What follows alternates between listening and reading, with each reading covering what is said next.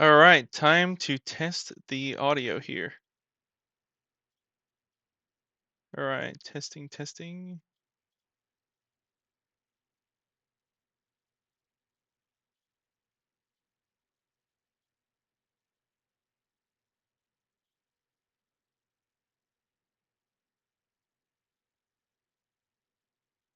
I might. Oh God, it's a little bit loud.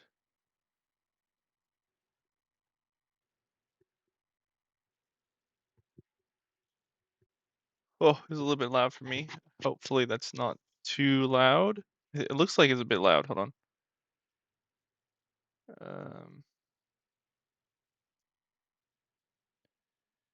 Maybe that's better. The audio is not great. Sorry, not gonna lie, it's not great. Ooh.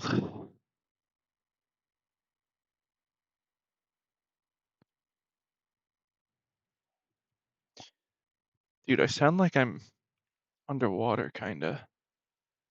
Not great.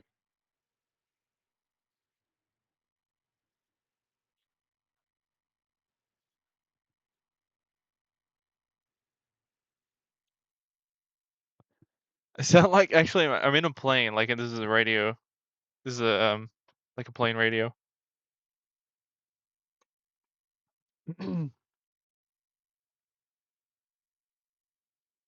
All right, let's get started here.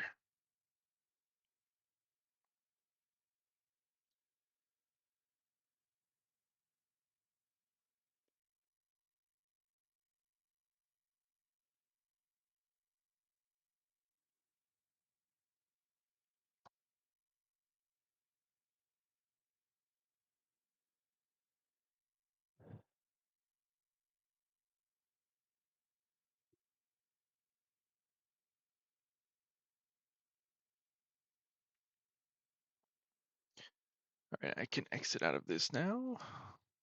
Now that I see that it's working, I should put my mic out here. Oh, the closer it is, the better, right? It's gonna be too loud though. There, probably better. Okay. I can, I guess, minimize this. I need to check really quickly if this is gonna. Oh yeah, shoot! I have to check one more thing. One sec. I have to check if my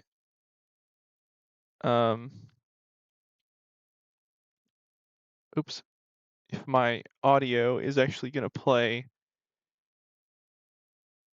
in the video here. So let's get this, and then let's click on a video. About this course, how long, how to create variables and constants. This should have a video here. Yeah, cool. So let me open up my stream real quick.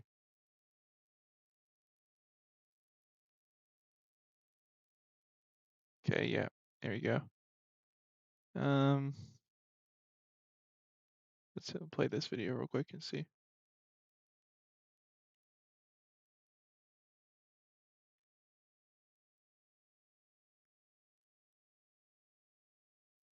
Let's see if this works.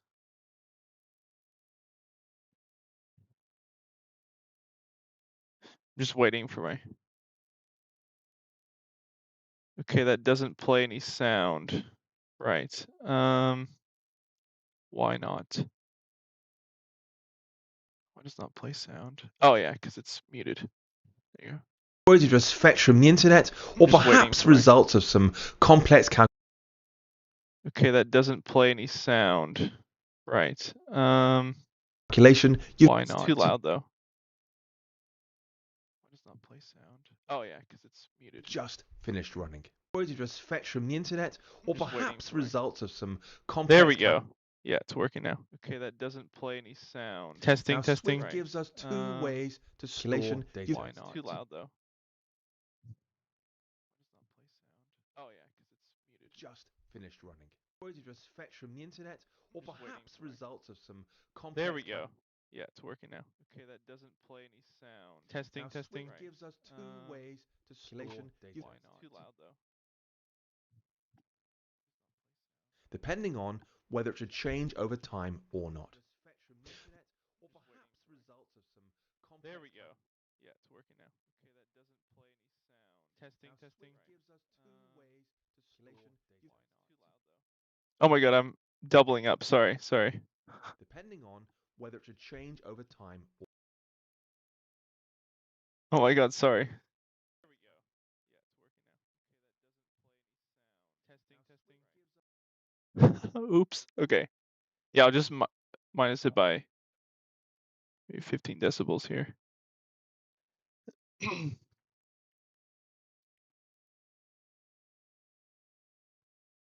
All right.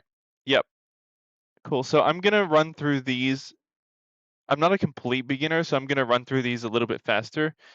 I'm going to put them on playback speed of like 1.5 just to make sure we get through a decent amount of these today because I'm pretty sure I know most of this stuff here.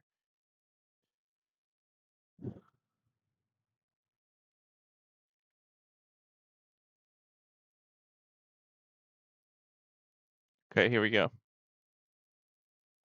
Here we go. Now I'm gonna just turn that on. Turn this on. What am I? Just a bit smaller. And then turn this on. You guys will be able to see my second monitor in a second. LOL. I'll just minimize that. Cool. Now, just to triple confirm everything. Oh yeah, give me one. Give me 1 sec.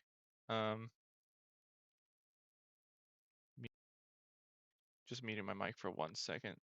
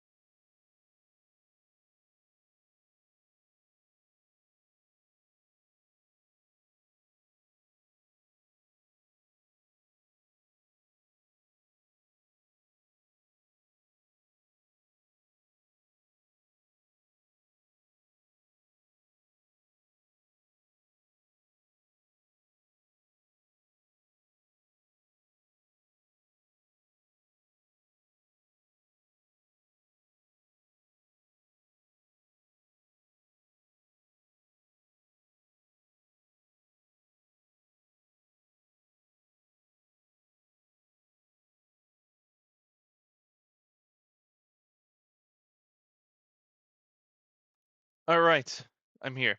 Let's do this. Let's minimize this. And hopefully my screens are big enough. I'm just gonna check that real quick on my phone to see if it's actually looking okay. What we got here live? Here we go. Just turn my volume off.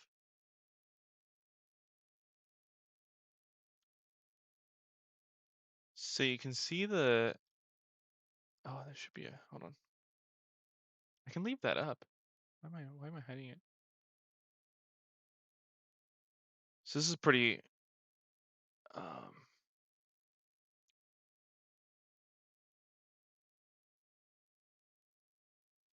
all right, oops, I already have a practice thing here. Practice coding. That opened on my other screen for some reason. Wait, why can't you see that though? Oh, you can, yeah. Make this full screen. Camps. So that seems good. I'm just having a look really quickly. How this looks, how this all looks. Maybe I should do it on my Mac.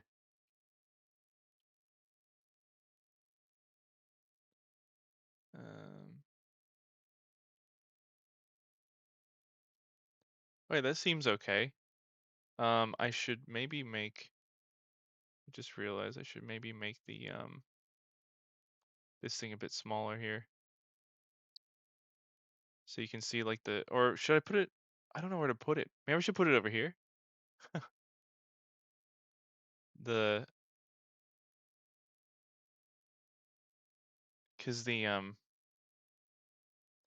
preview. It's live movement. Sorry, trying to get this right, and I have not done this type of thing before. I'm just hold on. I'm just testing, waiting to see if this works. Ooh, that covers up a lot of the code. Far out. Far out? Far in? Maybe down here. I don't know. Maybe over like I don't know. I don't know where to put it. Is it too big? I genuinely don't know where to put it. I'll open it. I'll um run the simulator, not the simulator, the preview here. I'll just check because what I'm gonna make the video bigger that I'm watching. So, oh, that seems okay. That might actually be okay. I can't see it happening, but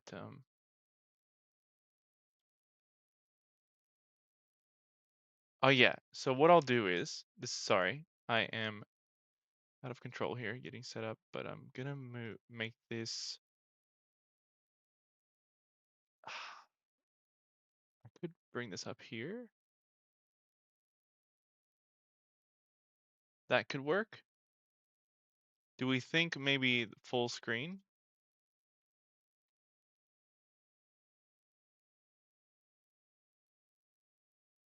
I need to move this over here because I can't see what it's gonna look like. There we go. Kinda, I can see. It's weird. I can't see what it's gonna look like unless I unless I actually have. Okay, that kinda works. It works, but I need to make it smaller. I realized.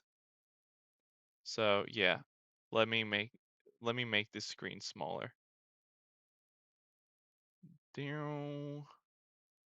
That way everything kind of fits. Whoops. I can make this a little bit bigger, and then yeah, that should be fine. I did get a background for a reason. So hopefully that's fine. There we go. We're going to run with that. And then if I make this full screen, that should be awesome. I'm not muted, am I? No, nothing's muted. Okay, cool. Sweet. Sweet! Let's turn on Do Not Disturb. On. Yep. And then, yeah, nice. Cool. We got it. I think. Hopefully that's fine to watch there.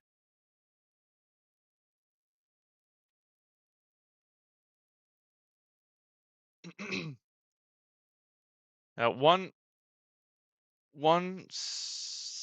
thing that I have to consider is the chat, so I can't actually see that. How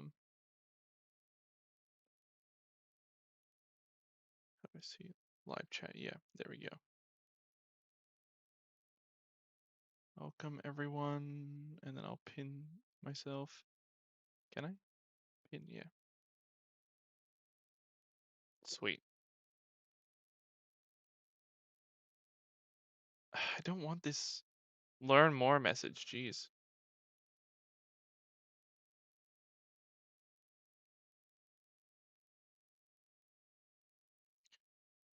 Cool. Guess that works. Look, once we set it up, we don't have to set it up again. We know what we're doing. Just need to plug in my phone. I watch my stream here. I kind of don't want to though. Is there a way to have my chat in an overlay here? That would be awesome. Where can I see chat? What chat rate?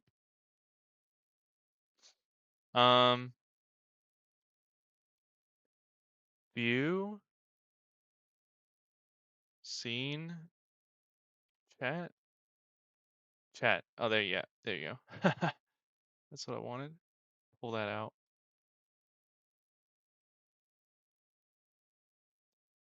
There we go. And I can view that on my screen here, I think. I'll make this like this. Bring my chat over. Can I? Oh yeah, I can. Oh, sweet. I can put it right here. Perfect. Perfecto. Woo! There you go. There you go. There you freaking go.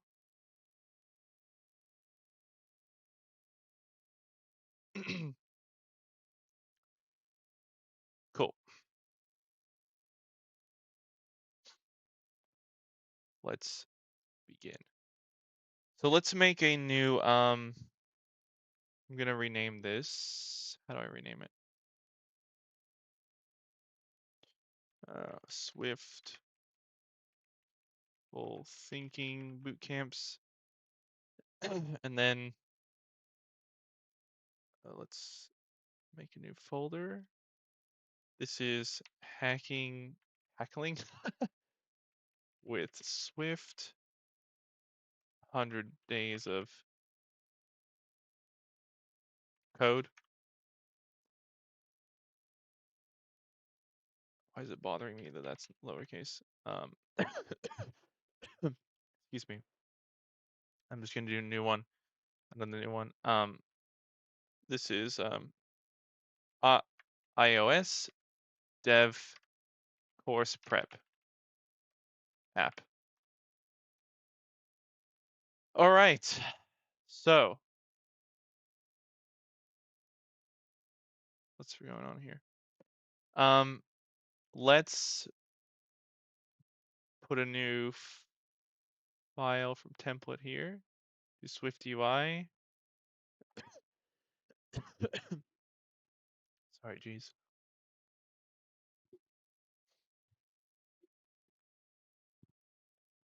Oh wait, no, that doesn't work. I'm so stupid. The chat thing doesn't work over here when I do that. Because obviously, because I click this and it disappears. Damn. How can I do this? We're gonna name this learning to code 1. We can rename that later. And maybe we can just, where is it? Oh, I see what happens. Okay. If I minimize it, can I do this? Oh no. Bro, how does that work? Oh my god, I can't even. Does that work? Oh no, I have to have the Oh, that's annoying. That's really annoying. Maybe if I just do this. Dude, that's so annoying. I'll just do that.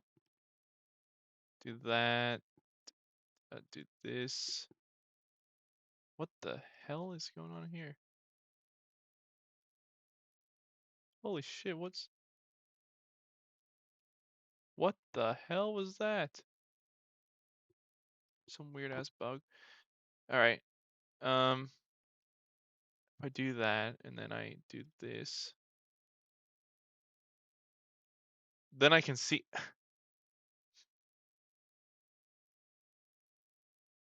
That's so annoying though. Why does it have to be like this?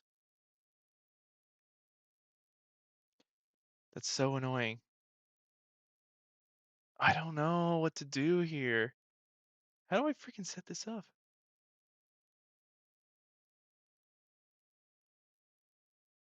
I feel like it's good to have this on another window. Maybe I'll put this here and I'll put this here like that. But that's kind of.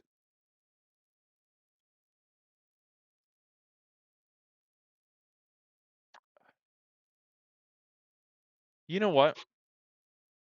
I'm gonna change a setting here. Let's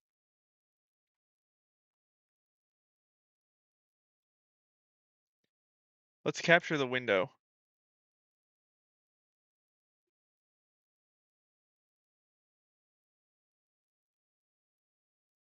Wait, how do we capture it? Huh? Oh, Safari. Okay, there you go. So now we're just gonna see Safari. That is great.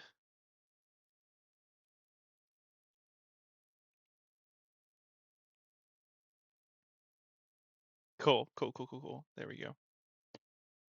So that, and if I change pages, does that work? Change to that, does that work? Yeah, okay, cool, sweet. Oh, jeez. I think I'm just gonna have to come back and forth to the chat to see it. Because I don't have a third screen to like constantly monitor this. It's annoying.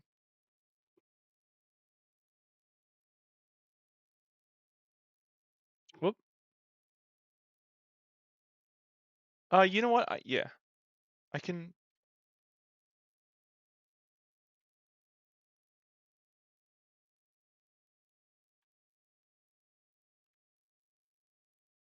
Yeah, that's what I'm gonna do.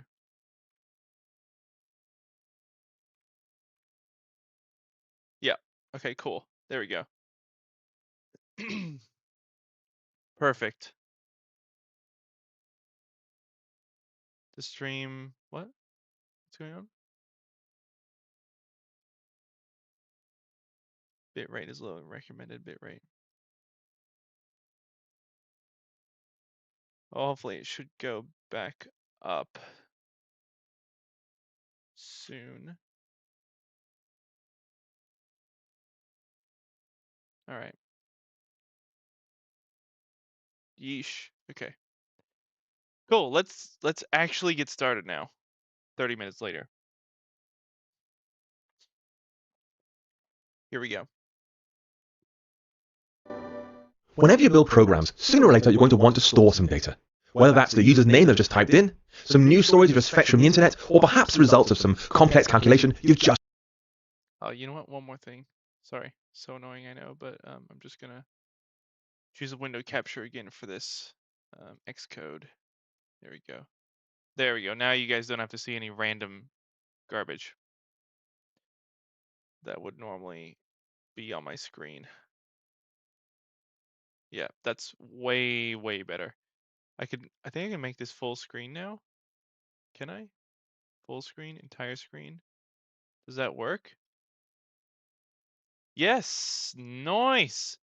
I'll make this other one full screen as well. Entire screen. Yep, cool.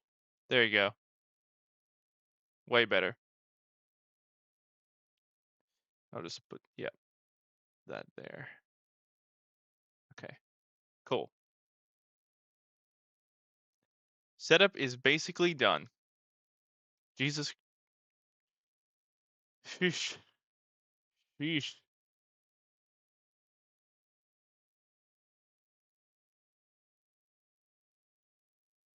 Okay. Desktop 2. Oh my god, what's happening? Okay.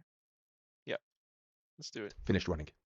Now Swift gives us two ways to store data, depending on whether it should change over time or not. The first of these you're going to see, it's used automatically in new playgrounds. It looks like I'm this. doing Via greeting, SwiftUI, and Swift programming language. I'm aiming to get a job as a like an iOS or Mac OS developer.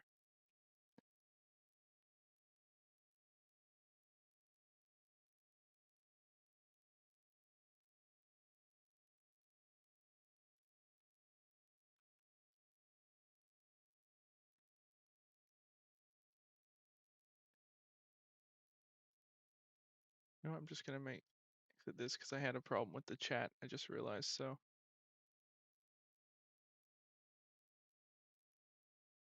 yeah, there we go.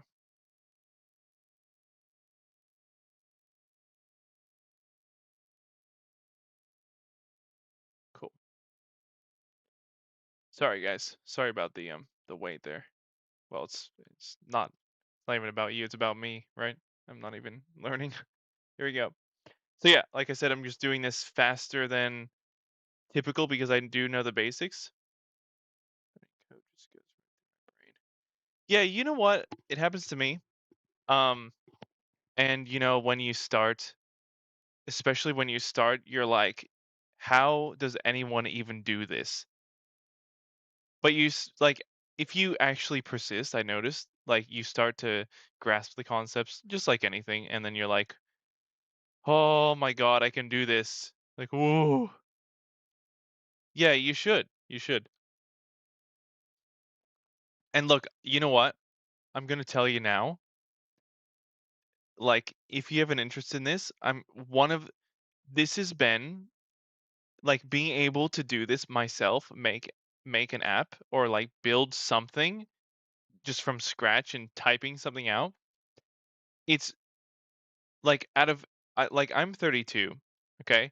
And I've done so many different things in my life to like figure out what I want to do in my life. And this has been the most rewarding thing that I've ever done. Being able to make an app just feels amazing because I feel like it's not just the fact that you can do it, but it's the fact that you can solve problems for people, even including yourself. Like people who are having the problems that you're having, you can solve for them through code because everyone uses apps. It's like the way the world works right now. It's hard to like understand it a bit, but like ChatGPT was so easy because I kept forgetting the smallest things.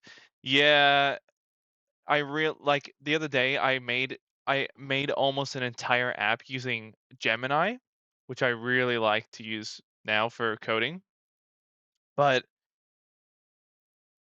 it doesn't work if you don't know the concepts because you need to like it'll make small mistakes, and if you don't know what the mistake is, you won't understand like how to fix it, and you won't be able to suggest to the chat GPT or the AI like, hey, you should do this.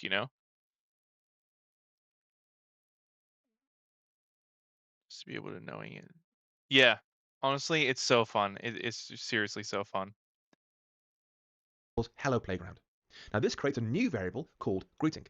And because it's a variable, it can vary. Its value can change over time. Now the other line of code you're likely to see in your playground is this one here. Import Cocoa. This brings in a huge collection of code written by Apple, provided by Apple, to make app building easier for us. It includes lots of really important functionality, so please don't delete it. Now, this code here really Wait, hold on. Is he in a playground? breaks down into four Oh distinct yeah, he pieces of is. Yeah. syntax. The first is this var keyword, which means create a new variable. It saves in typing, var for variable. Then we're naming our variable greeting. You can call your variables and constants and more whatever you want to, but generally it should be a descriptive name. Next we have an equals sign. So okay, I just want to. The main reason why I'm actually going through hacking with Swift right now, I'm not gonna focus on this the entire time.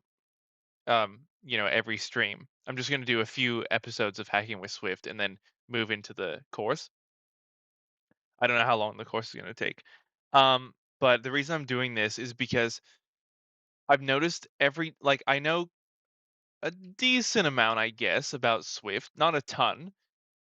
But whenever I go through Paul Hudson's stuff, that's Paul Hudson. Whenever I go through his stuff, I notice that he teaches me something that I didn't know. So even though I know a lot about variables and like all this beginning stuff, I'm just going through it because I think there might be a high chance that he actually teaches me something. Finish school soon and then gonna get a new laptop and try learn properly again. But until then, I'm just trying to learn the basics on mobile. Until then, yeah, good idea. Yeah, you should try on like do you have it for do you have an iPad? Like it's a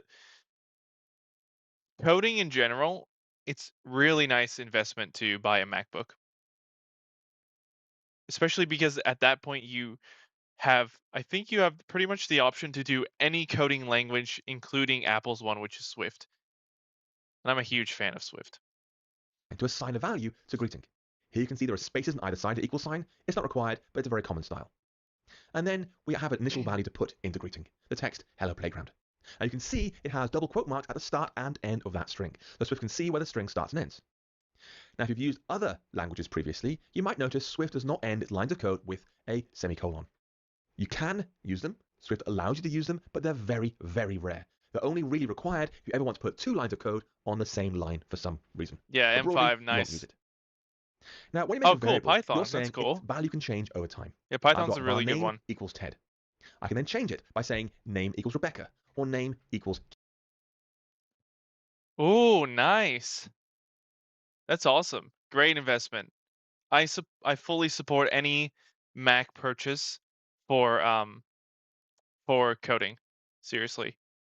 It's one of the nicest things to type on too. Like I cannot handle the tinny feeling of typing on a freaking PC. And that's why I have this. Look. I mean, honestly, it's not great for coding. Not gonna lie. It's mainly for gaming, but I'm using my PC right now to kind of route my Mac, which is here, and then that's my camera, and then I've got my coding on my monitor here, but I do have a PC under here for gaming. But yeah, I use my Mac for, coding obviously. Yeah, true. M5 is going to come soon. Do you feel like you get a MacBook Air or a Pro? Mobile development is a good choice. Yeah, definitely. Yeah, see, I don't know. I don't really Cursor, yes, it's cool, but like when you're learning, I don't think it's a good idea. Like I'm not trying to dictate to anyone, you know. I'm just saying if you're saying that to me, use cursor. No, I don't think I should.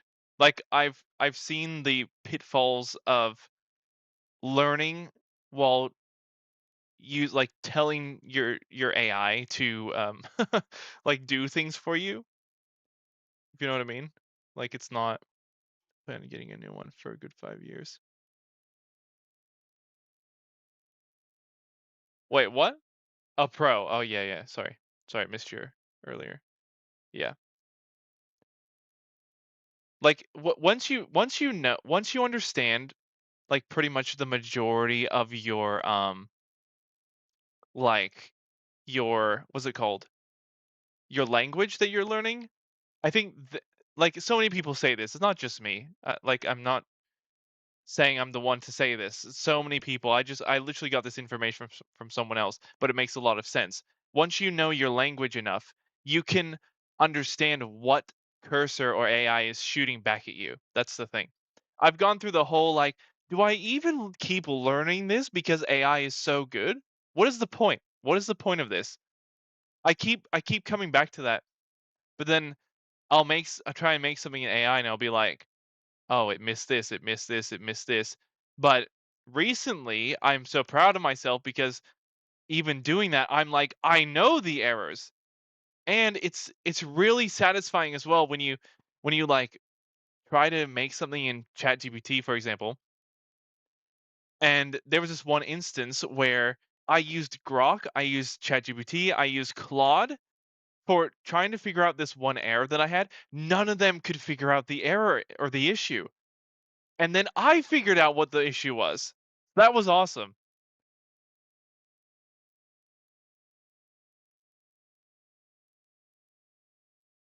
Yeah, yeah, true. Yeah, I prefer the Pro too. I have an M1 Pro 16-inch.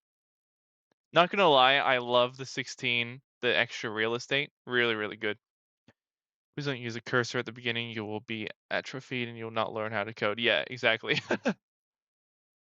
Sugar is now free for diabetes. Enjoy. Yep. Hi, Jai. How's it going?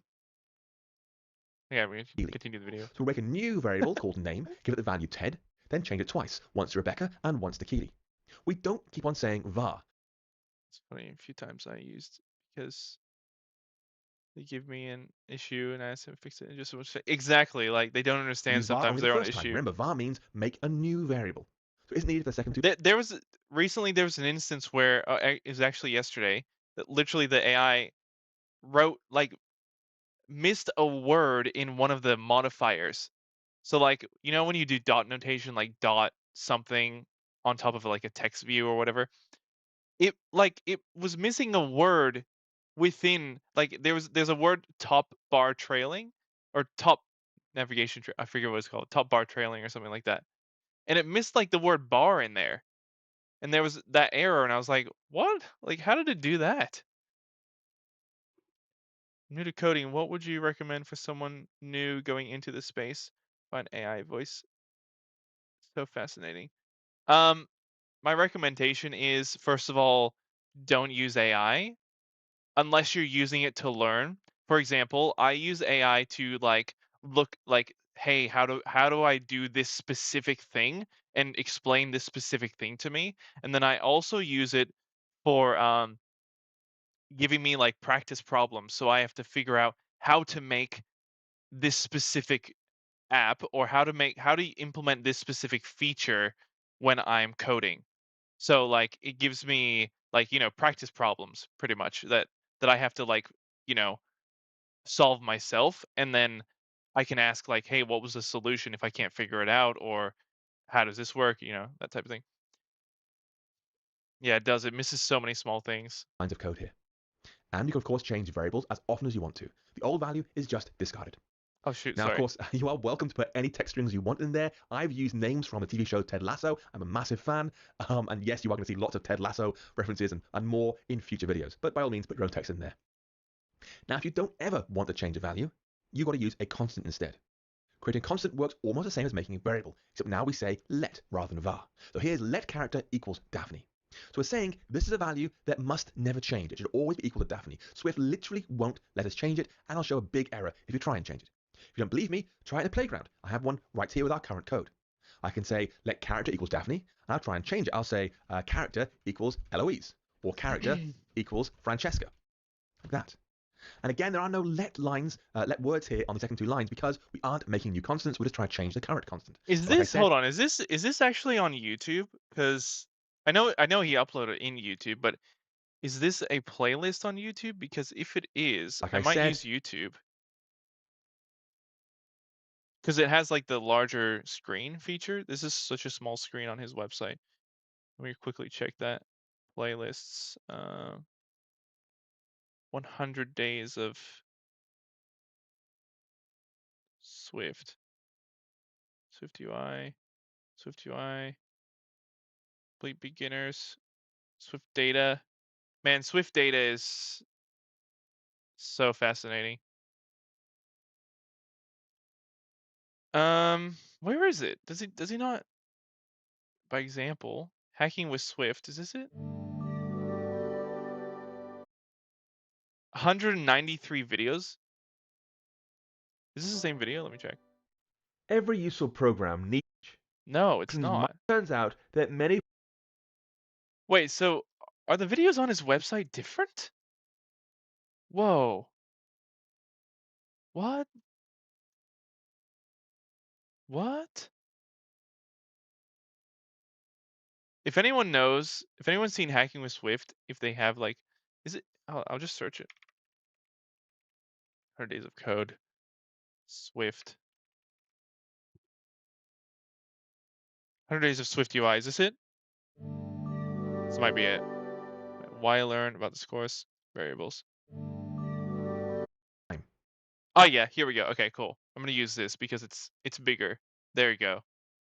There we go, guys. And let me just, how many?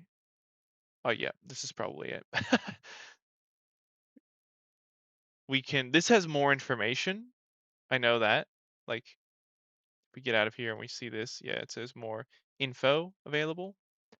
But yeah, okay, let's go. Now, the other line of code you're likely to Skip see, forward a little bit. it should be a Back to where we were. for constants, we'll just try to change the current constant. But like I said, bang, big red text, you cannot do that. It is not allowed to change constants. Swift will refuse. You can't change constants, otherwise they wouldn't be constants. If you're curious, let comes from mathematics world, where they say things like, let x be equal to 5, let character be equal to.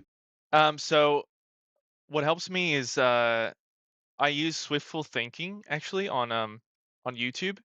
Then I also used I'm using Hacking with Swift. This is Hacking with Swift. We're doing that right now. And then Sean Allen actually has a few courses which we're gonna do one of them a little bit later as well. So you can go to Sean Allen's website and you'll be able to see some free courses he has too. Really, really useful.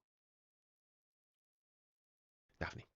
Now, before we continue, please delete these two broken lines of code. Trust me, you really So we're just going cannot over the change constants. basics right now with Hacking Now, with when you're learning Swift. Swift, it's common to want to ask Xcode what's inside a variable. Print me out the value of the variable. And you won't use it much in real apps, apart from occasional debugging, because your users can't see what's printed. It just goes to Xcode's debug area and nothing else. But as a learner, it's a great way to see what's inside your code, what's inside your values right now.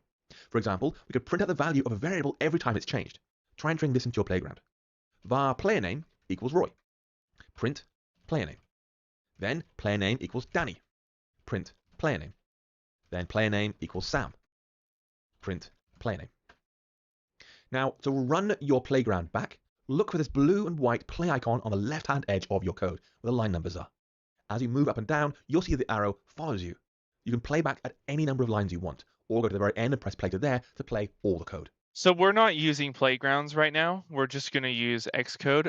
Actually, isn't there a playgrounds thing in here? New playground. There is. It's just literally within Swift. I'm not going to use it. I'm just going to cancel. But yeah, a Swift Xcode is fine to just use. In our case, I'll press play here on line 18 to play all my code and see what happens. Boom. You can see immediately Roy, Danny, and Sam are being printed out in Xcode's debugging area at the bottom, telling us what's happened.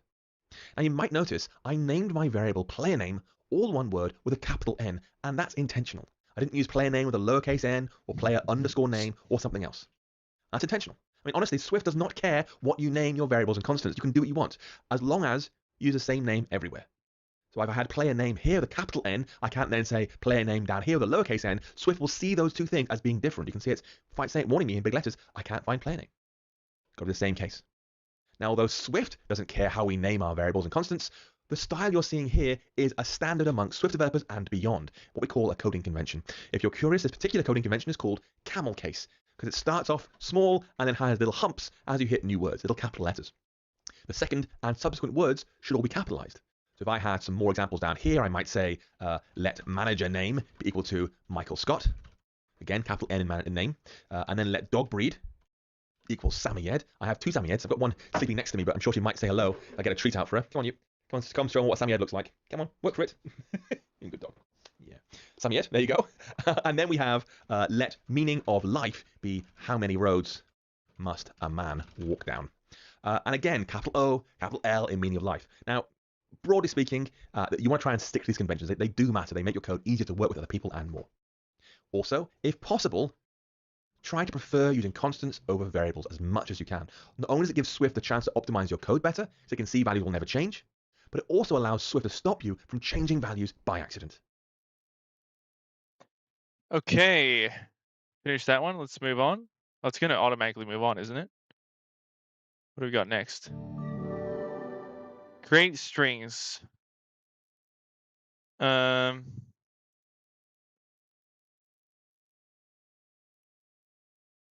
Let's have a quick look at these. Why does Swift have variables? It's so you can change the value of something. You can update it. Why does Swift have constants? If something doesn't change, they want to use a but why do they actually constantly?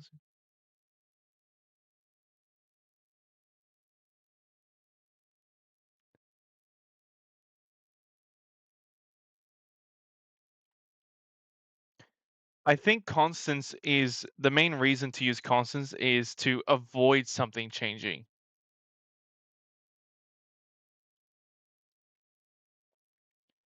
All right, so we can go through the tests.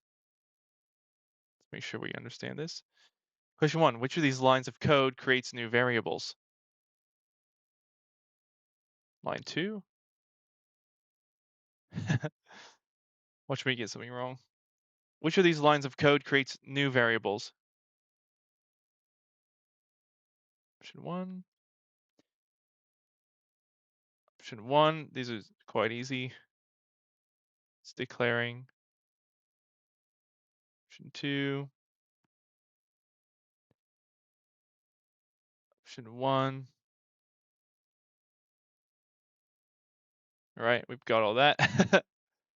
So you can do like little quizzes here and there on this.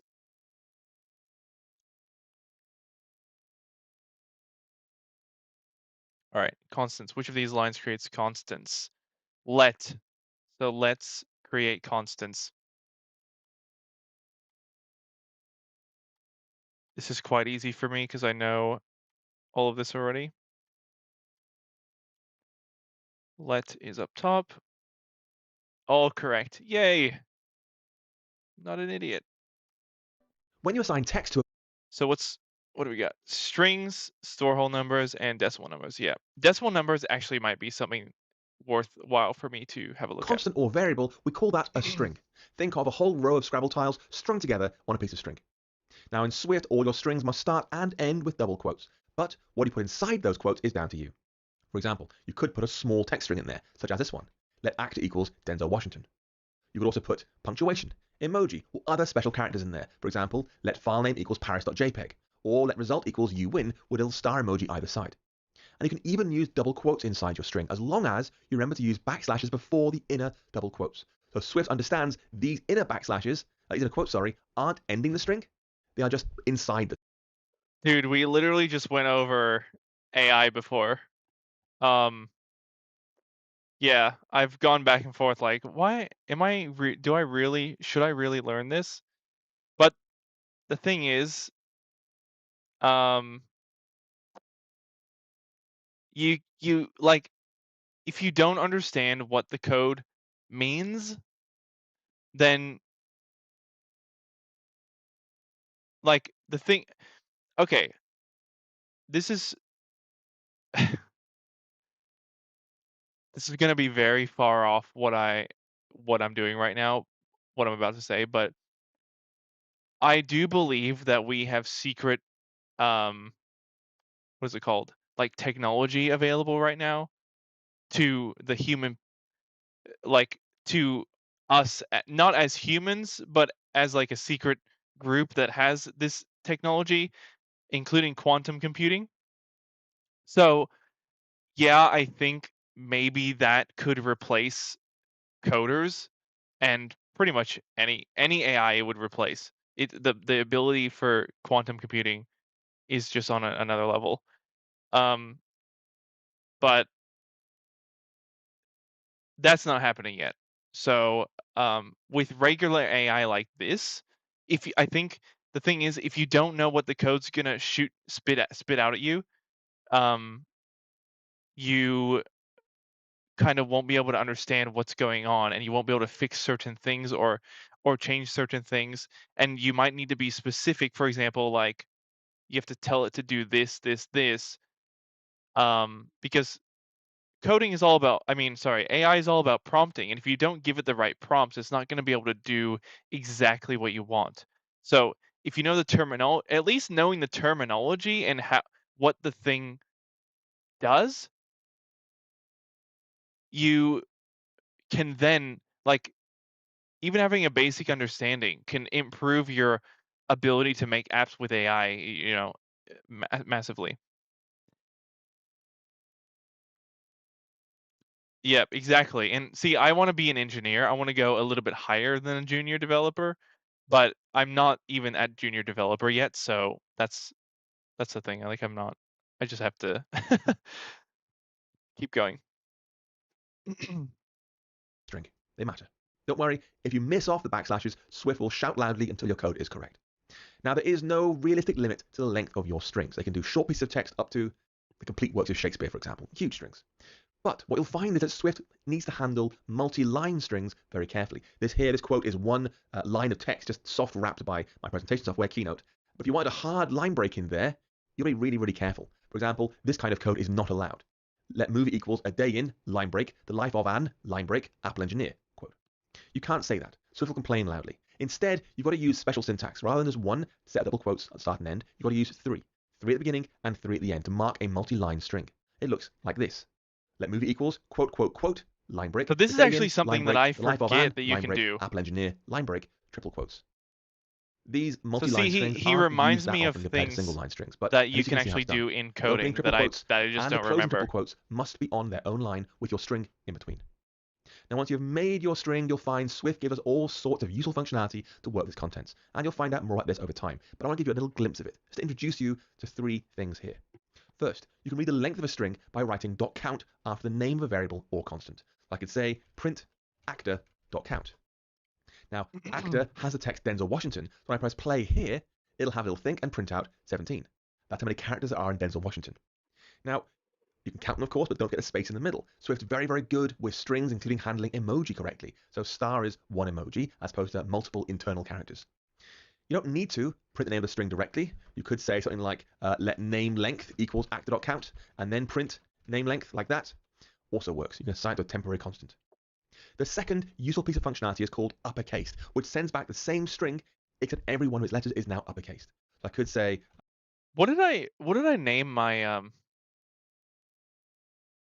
my stream again? Learning to code so I can get a junior developer job? Was that what I named it?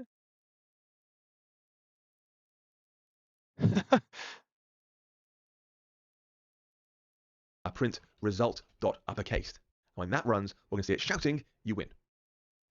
Yes, I should say, these open and close parentheses are needed here, but they aren't used with count. This is something that's The reason this interesting to become me. clear Like, why? I know uppercase and lowercase and, different types of cases exist, but like when like I don't know about you, but if I'm making a string, I make it the way that I want it ahead of time. Like I make it all caps. I don't use an uppercase. Or make it lowercase. I just do it early. as you learn more, but at this early stage Oh, in your Swift learning, the sorry. distinction is best explained like this. If you're asking Swift to read some data, you don't need the parentheses. But if you're asking Swift to do some work for you, then you do. It's not entirely true, but you'll learn later why. It's enough to get you moving forward for now. The last piece of helpful string functionality I want to show off now is called has prefix. And let us know if a string starts with some letters of our choosing. For example, I could say print movie dot has prefix a day. and print that. And it'll come back as true because it starts with Okay, here we go. Here's something I actually didn't know about. Has prefix. Let's go over this real quick. prefix a day and print that.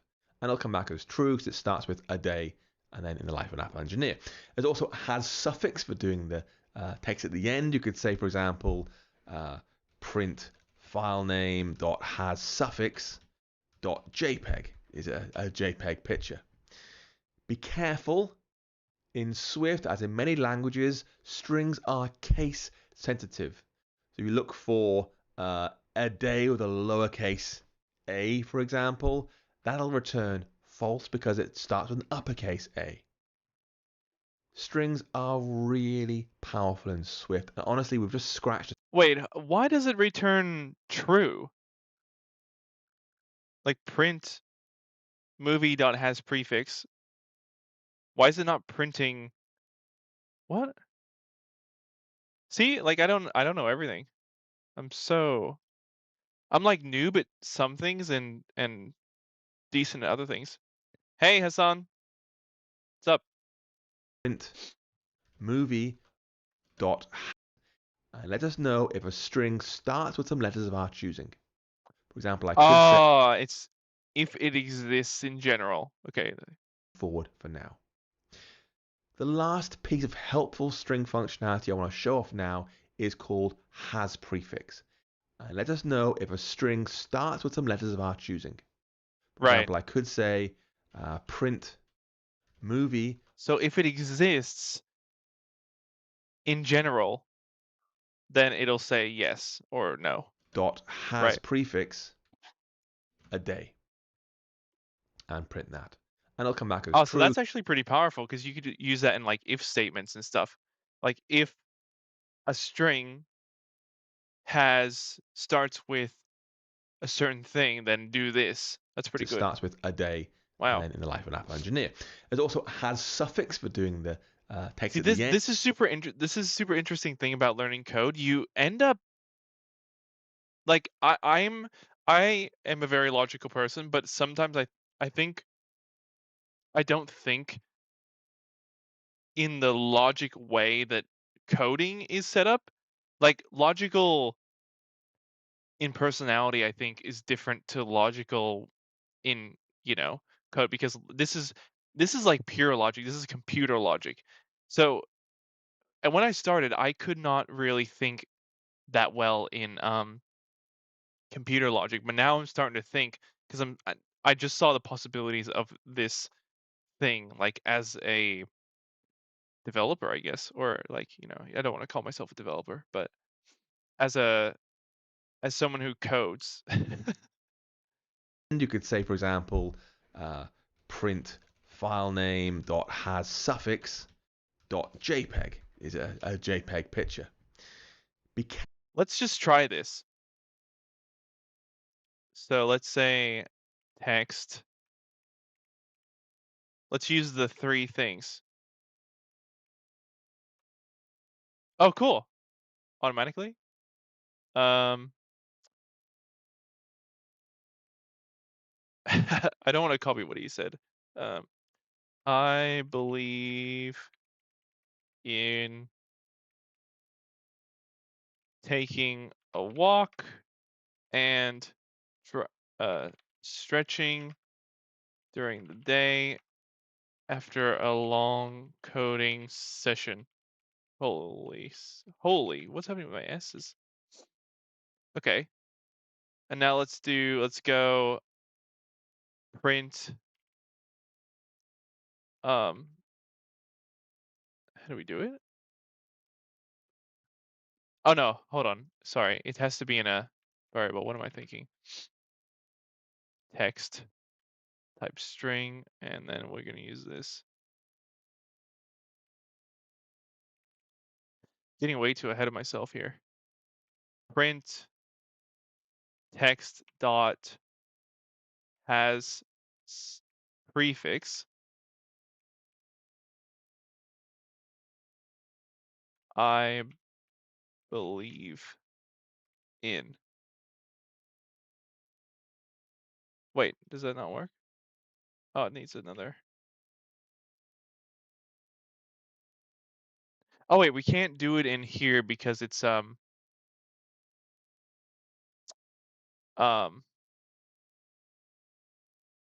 wait, can we do it in here? We can, right?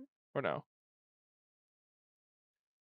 Harvard CS50 is a free intro course that really teaches you how computers think logically. Yeah, maybe I should take that too. I think I heard about that.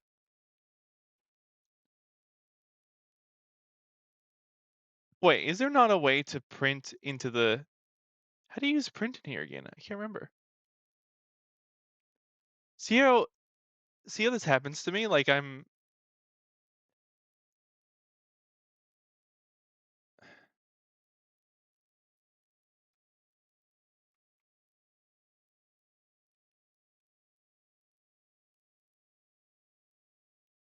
Wait, is this meant to be outside the thing? No, it's the same. That just makes it a global variable. Um,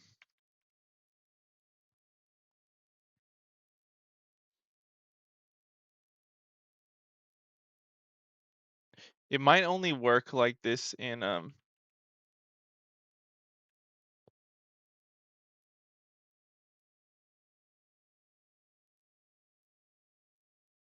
wait, why can't I use print? Normally I can use print.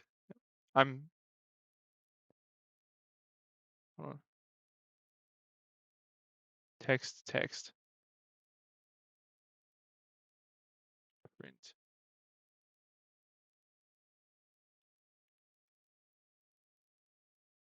text. I can't use print here. What the heck? What? Why? Why? All right, time to break out the AI.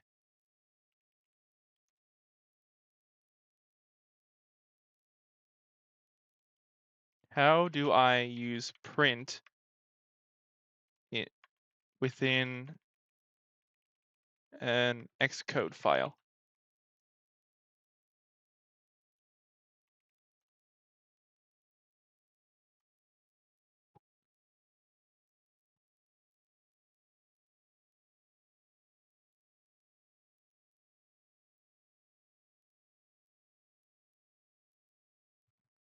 Wait, hold on.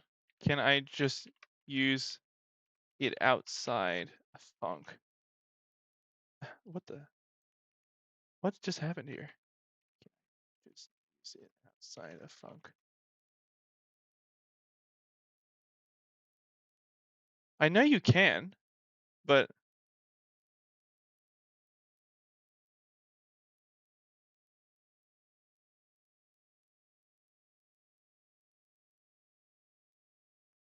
can I just print like something? Something.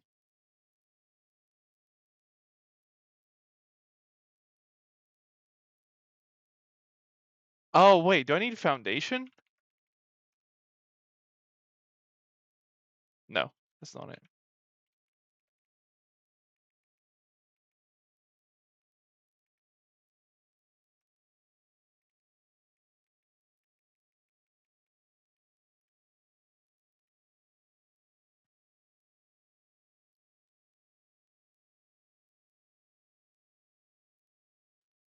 Wait, I'm gonna do it like the AI did and see what it does.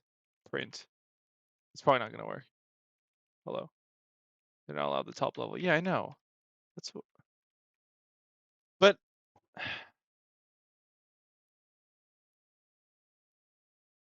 okay, I'm gonna do this. I'm gonna text dot has prefix I believe in. Build expression not conform to view. Wow. Print displays to the terminal, not to the end device. Yeah, that, I mean, I do know that, but like I want it to print in here, but I don't know how to.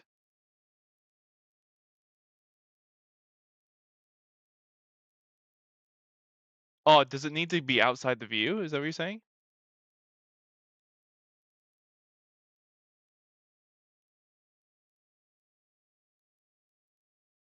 Has to be within a func? What? No, no, no. Doesn't.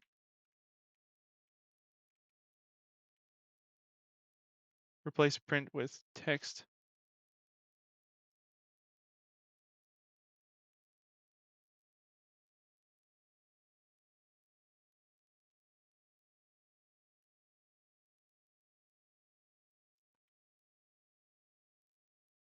Wait, what do you mean? Replace print with text. You mean this?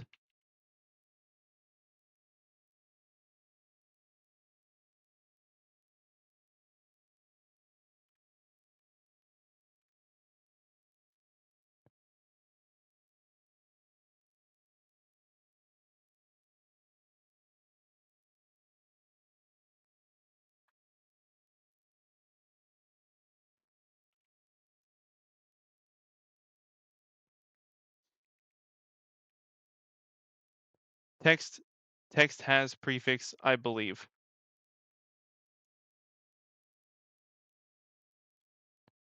Well, that's what I have now.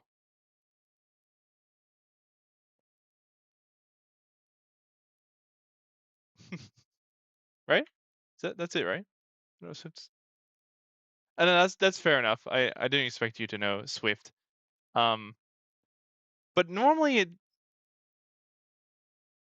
works. Like why? How do I? What the? Just print text.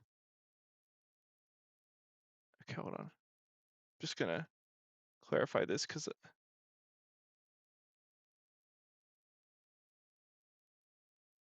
just gonna give this to AI and see what it says. What's the error here? Why will print not print? This is my life on a daily basis. A print. Oh, I didn't mean to print F. Print.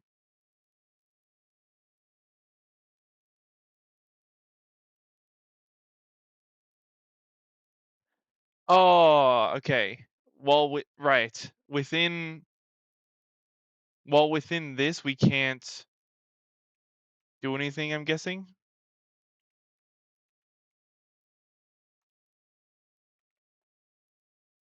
Yeah, okay, there we go. There it is. Yeah. Okay, there we go. We got it. So that's good to, that's really good to realize. Print. Now we can try. Text dot has prefix I believe in. There it is. True, true, true, true, true. Why did it print so many times? I don't know, but that's cool. Yeah, there we go. So we have to do on appear or when something happens, then print.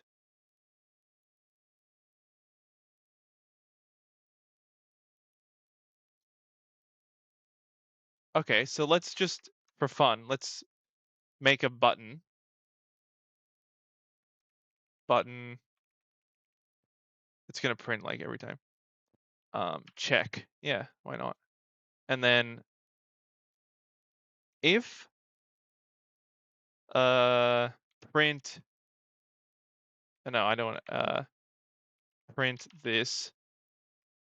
If print this, then print. I'll do this.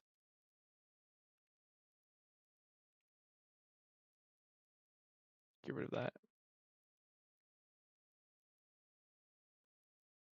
And then var print this full false.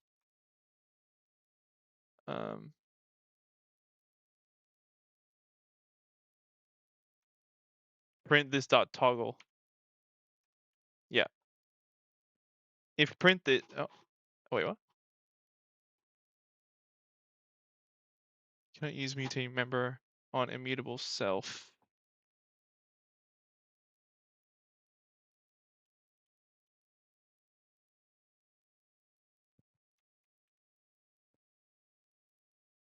Wait, what?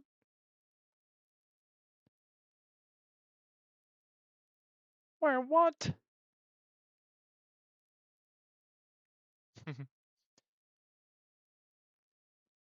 um okay. Let's just get out of that. Wait, no.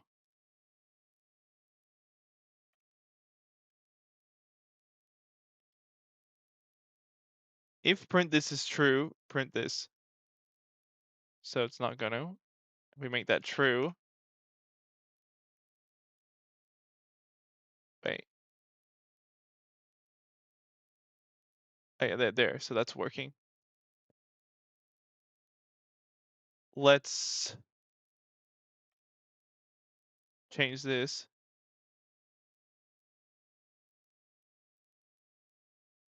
False. Yeah.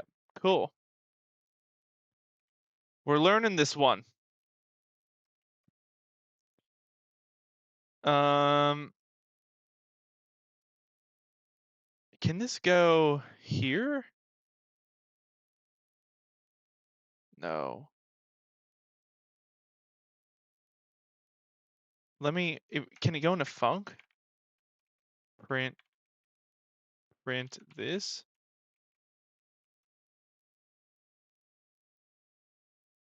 Print it. Can this go here? Let's see. Print. Yes. Print it. Will that work? No? Yes? No. Ah, so you can't put it in an if. Interesting.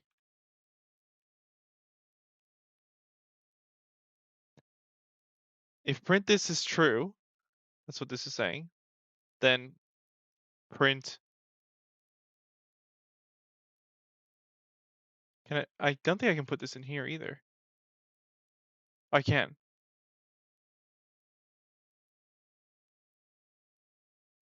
But I can't toggle print this? Or can I?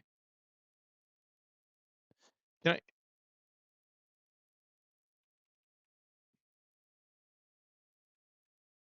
Can I use mutating member on immutable value self is immutable?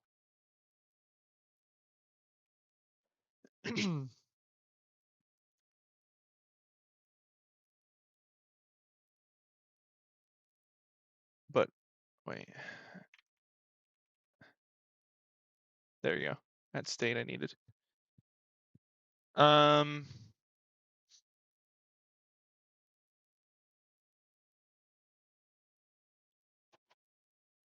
so it only toggles it. So when you click it, it just toggles it. Wait, what? Hold on.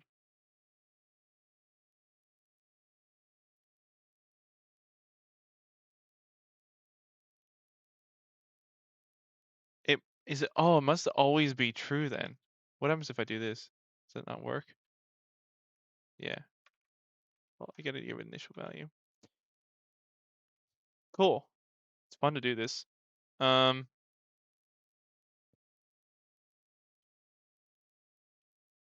can I do this? Print oops. Print it. Will that work? Oh yeah, it will. Oh yeah, okay, cool.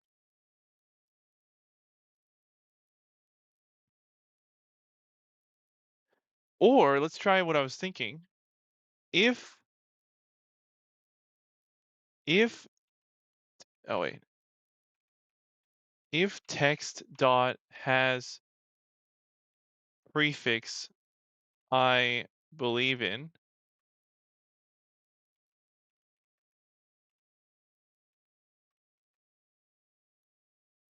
um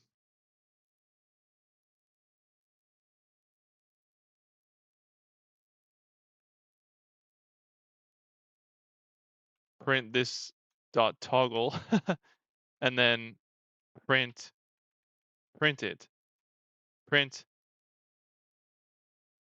Oh wait, I don't really need print it. Just can I put print? Will that work? Print. Yay. It's not gonna work, is it? Oh, it is. Get rid of that. Print. We did it. Yay. So it has that. Found that. Then it toggles this to true. Oh wait. If print this, open, close, do that. Yay, there we go. That's fun. Cool. All right, let's continue the video. Now we know print needs to be within some kind of closure or something. Can't just do. You can't just print something.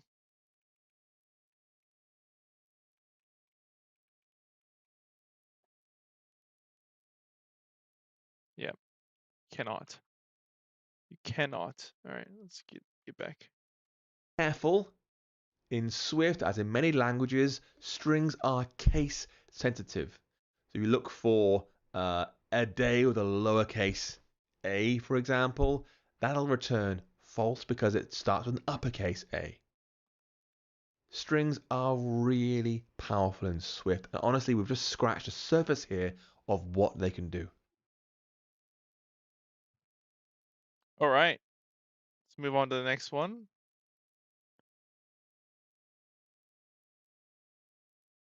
Is it automatic? Yeah, it is. Cool. Cool. When you're working with whole numbers, such as 3, 5, 50, or even 5 million, you're using what Swift calls an integer, or int for short. Let's speed him up here. If you're curious, it comes from a Latin word integer, meaning whole. Now, making a new int is much like making a new string. You use let or var for constant or variable, give it a name, use equals, and then give it initial value. For example, this code here makes a new constant called score, give it a default value of 10.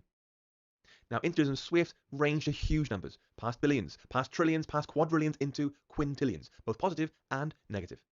But past a certain point, they're rather hard to read. For example, at a glance, what number is this?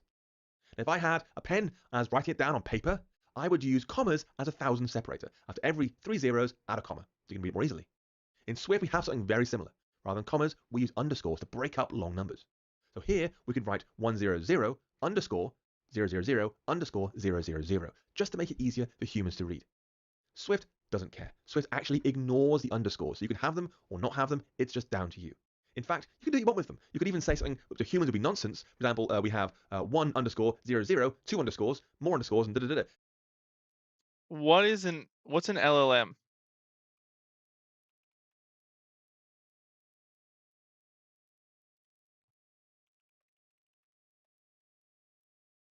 Oh, you mean a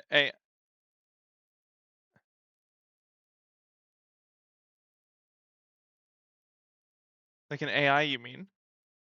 Helping me. I have an AI here, if that's what you mean.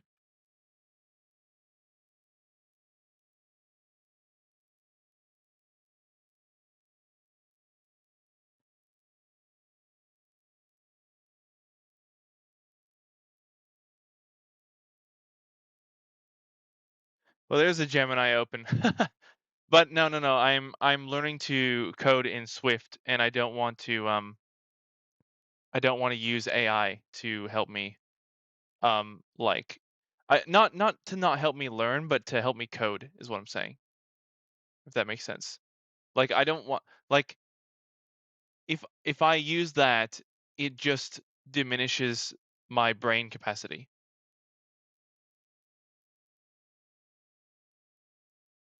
Yeah, I do sometimes, but um, I want to go through the 100 Days of Swift that um, Paul Hudson has, and I'm also going to run in I don't know, after a couple episodes of that, I'm going to um, run through this course that's developer prep. I mean, sorry, it's a iOS course dev.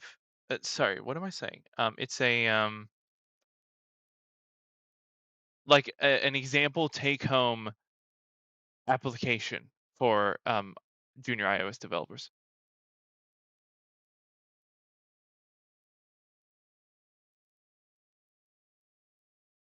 Yeah, exactly. I don't want to. That's the thing. I don't want to speed run.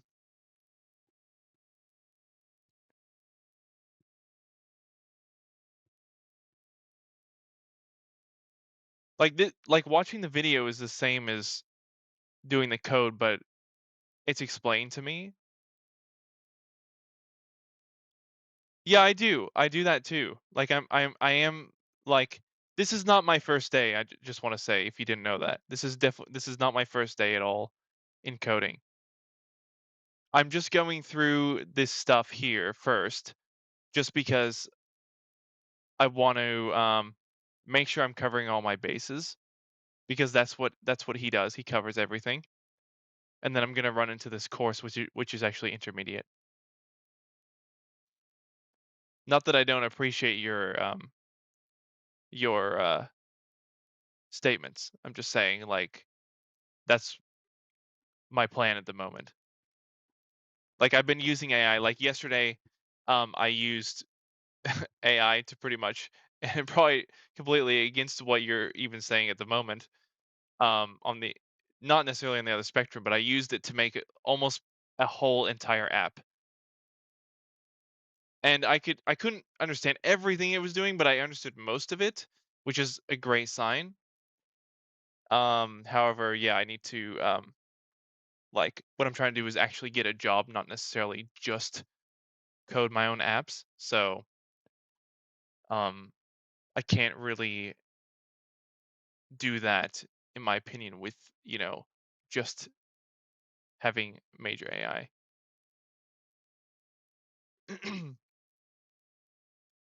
What is vibe coding? I've never heard that term. Doesn't matter. Swift completely ignores them. The end result is the same. Really big constant ends up being 100 Yeah, million. definitely not. Of course, you can also create integers from standard arithmetic operators you learned at school. Things like plus for addition, minus for subtraction, staff multiplication, and slash for division. For example, I have here my playground, score 10 constant. I could say let lower score be equal to score minus 2, or let higher score be equal to score plus 10. Let doubled score equals score times 2. I could do let squared score equals score times score, or even let halved score equals score divided by 2. When I press play, these will appear on the right hand side over here. Now, rather than making new constants every single time, Swift has some special operators built in that are just a variable integer, somehow plus minus your choice, but that assigns the result back to the original variable. For example, we could say I want to have a new variable called counter with a value of 10 by default. I could say add 5 to it by writing counter equals counter plus 5. Now, rather than writing counter equals counter plus 5, you can use a shorthand operator plus equals, which adds a number directly to a variable. Yep, I I could already say knew counter this. plus equals 5. And when I print counter now, it'll print out 15 because it's modified the original value. We call these compound assignment operators, and they come in other kinds of forms too. We could have said counter star equals 2, counter minus equals 10, and counter divide equals 2. And press play on that, and it'll run through 30, 20, and then 10. Now, before we're done with integers, I want to mention one last thing.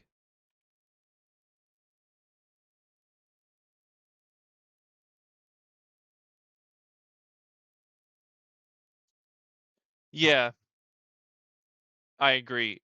Like they are really good at explaining, especially if you need to ask a specific question as well, because it can understand pretty much what you're asking it, and it's kind of like a personal, you know, literally a personal tutor, basically at on demand, which I love. Like strings, integers have some useful functionality baked right into them. For example, you can call is multiple of to find out if one integer is a multiple of another integer. So we could ask whether a number like 120 is a multiple of 3 like this. Let number equals 120. Print number dot is multiple of 3. I press play and it'll come back as true. Now I'm calling is multiple of on a constant. We can actually use I rarely use calculations. It's not really my thing, I guess, to put I haven't run into an app idea that it really involves that. I think my apps are more like kind of on the creative side, I suppose, if that makes sense. Um,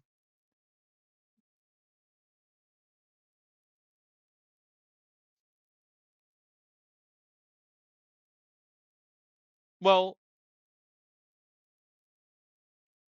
I wouldn't say it's really out of context. It's just kind of I'm just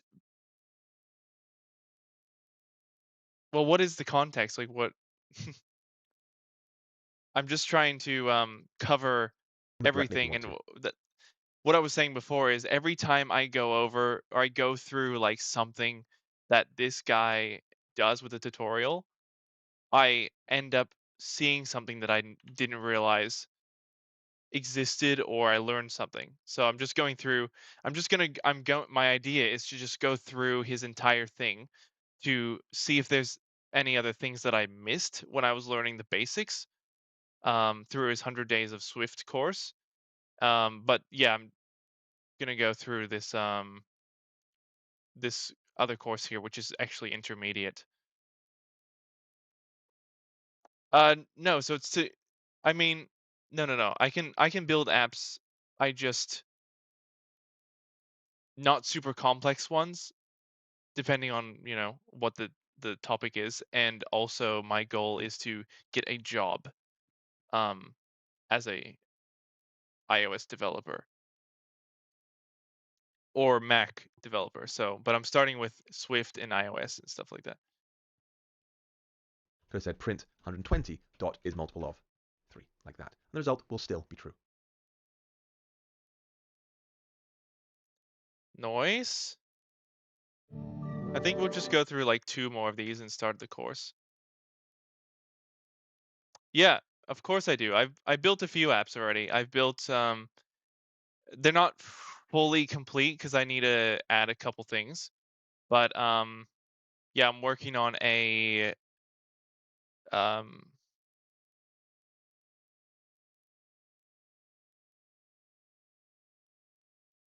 yeah, exactly. That's my goal. So yeah, I'm making apps. I do know that quite well. I mean, sorry, I mean I'm very aware of that fact. So I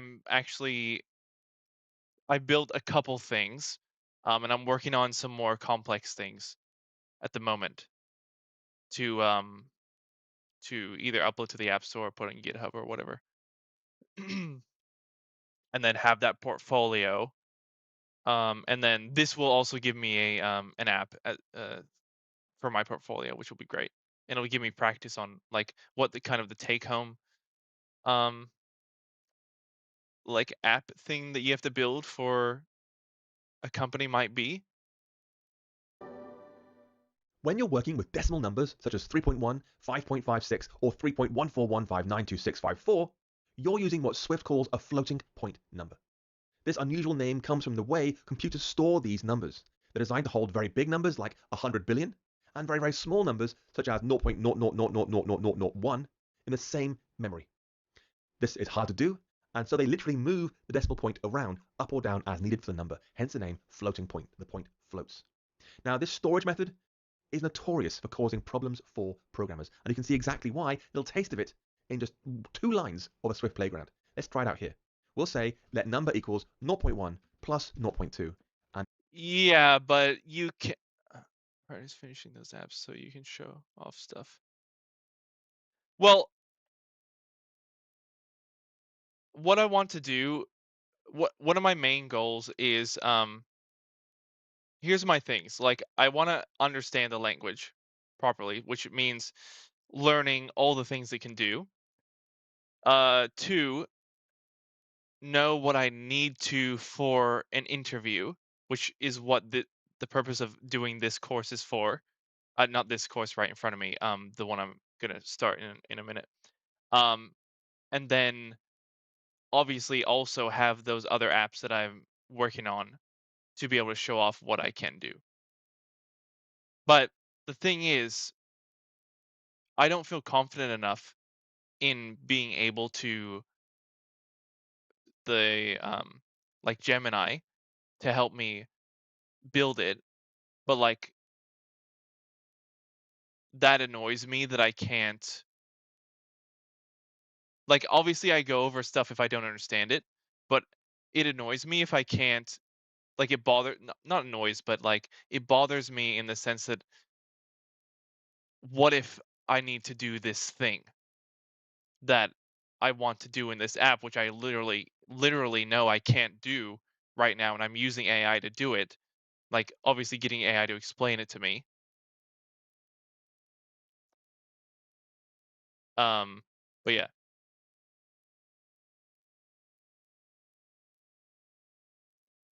No, I know that I have those at my disposal, but I'm not confident in the sense that, like, what if I don't have those?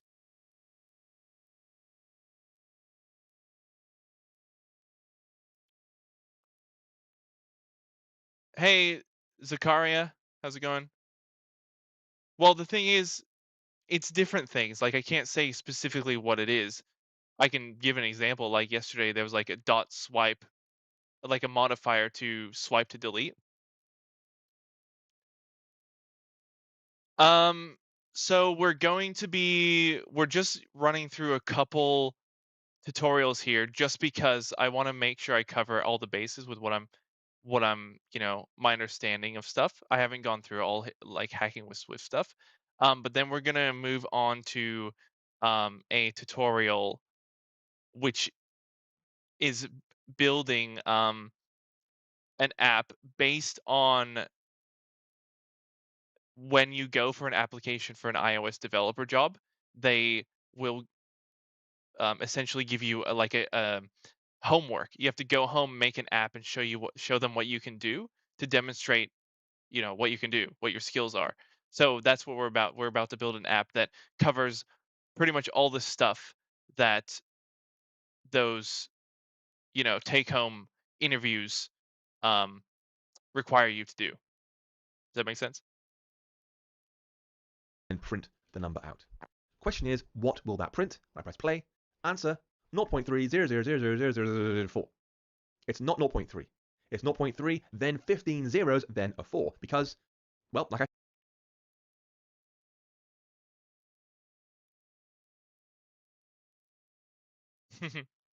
Yeah, I appreciate your encouragement. And like I said, I am building other stuff. Like on the side, I am building. Um, I just use some of my time to go over like tutorials and stuff because I want to properly learn the language. But I do have some apps. In fact, I can show you. I think I can show you one on my phone right now if you want to see it. I'm really happy with how it's coming out, actually.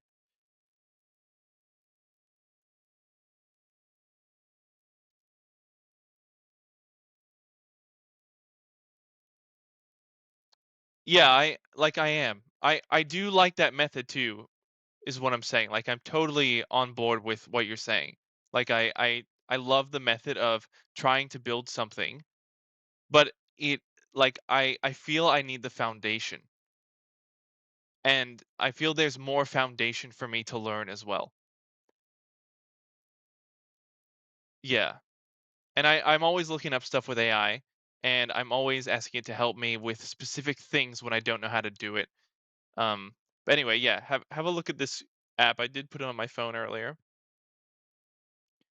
I like this app. So I can't remember what I called it. Oh yeah, it's literally called iStretch. There's no app called iStretch. How crazy is that? So it's for stretching, and you basically ugh, can't even speak.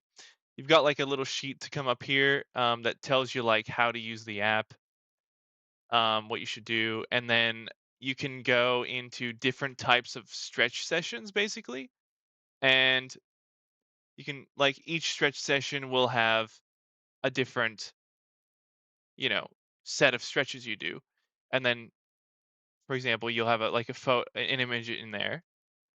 And yes, I use ChatGPT to create a Ghibli style image there. And then I've got a start button, and that'll start a timer. That'll make it appear. Stop it, it'll disappear. And then as the timer goes, you'll do the stretch in the image, and then it'll, move to the next. stretch automatically, and then start the timer automatically for you.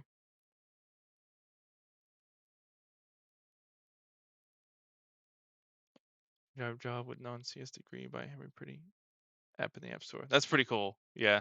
I do want to put my apps in until already. The design is a great spends time, design, inspiration, focusing on quality. Yeah, 100%.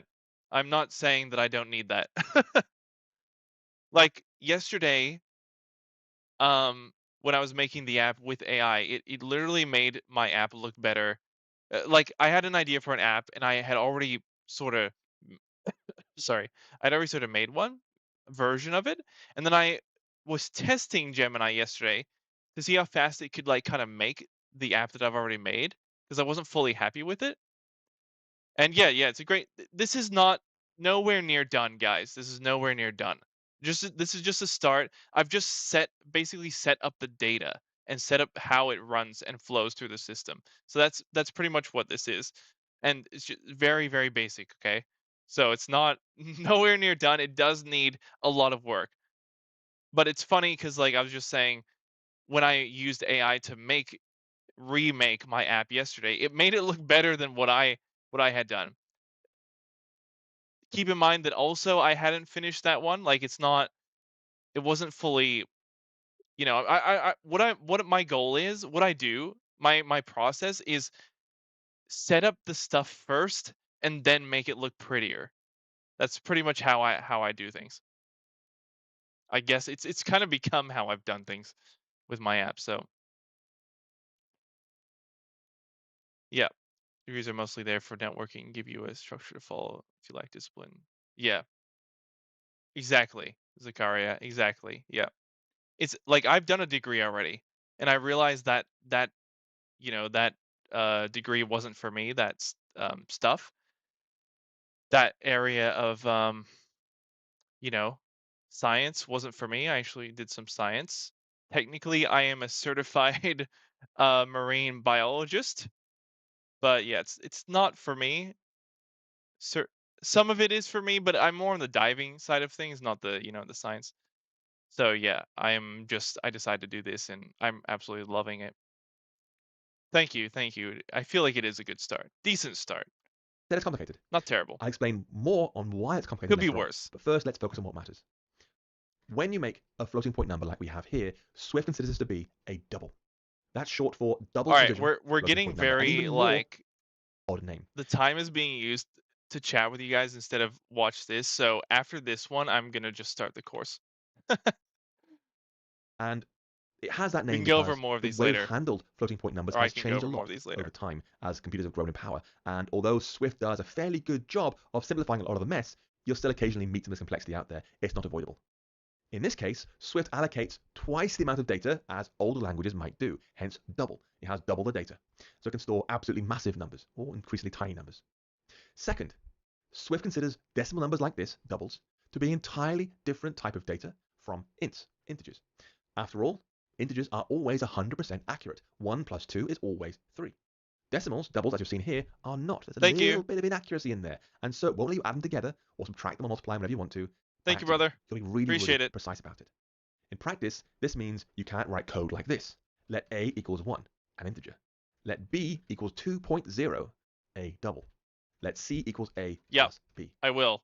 Now, obviously, we can see that b is a integer, 2, masquerading as a double. The point 0 is basically irrelevant, but Swift still is flagging a big error. You cannot mix ints and doubles. This is called type safety. Swift won't let us mix types of data by accident. Yep, I already If you know actually want this to this. happen, to add an int to a double, you've got to tell Swift explicitly it should either treat the double as an int, like this, I'll do int b, that'll work, or treat the int inside a as a double. So I'll say add double a and b, like that. Third up, Swift decides whether you want to create a double or an int based on the number you assign. If there's a dot in there, decimal point, you've got a double. Doesn't matter if it's point 0, if it's point anything, you've got a double. So we could say let double 1 equals 3.1, a decimal number. Let double 2 is 3131.3131, another decimal number.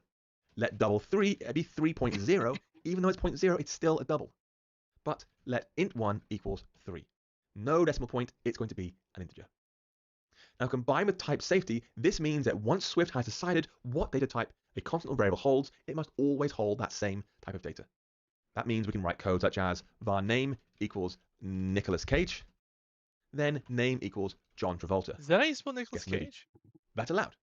We're told Swift name Isn't will it hold a string, Nicho? and then made it hold a different string. That's fine, that's how variables work.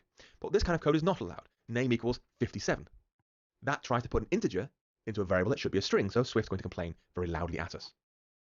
Finally, decimal numbers have the same range of operators and compound assignment operators that integers have. So you could say var rating equals 5.0, rating star equals 2, or even 2.0. Swift understands 2 in this case is a double.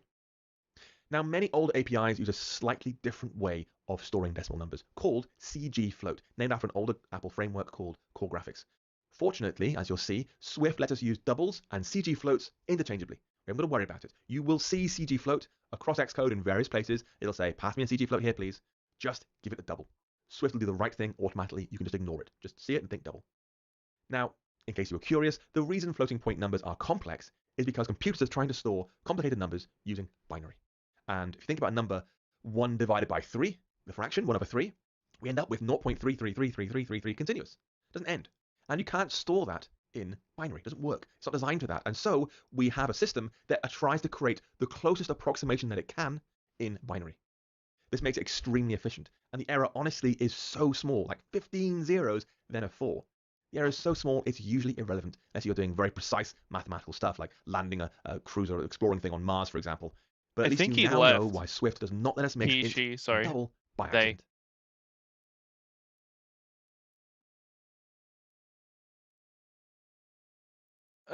Okay, cool. So we're started on this. How many are we in? Like 3 videos? Yeah. Anyway, that's fine. So we can exit this actually. Let's start this course here. I've started that one, but I haven't continued it. This is more interesting to me right now.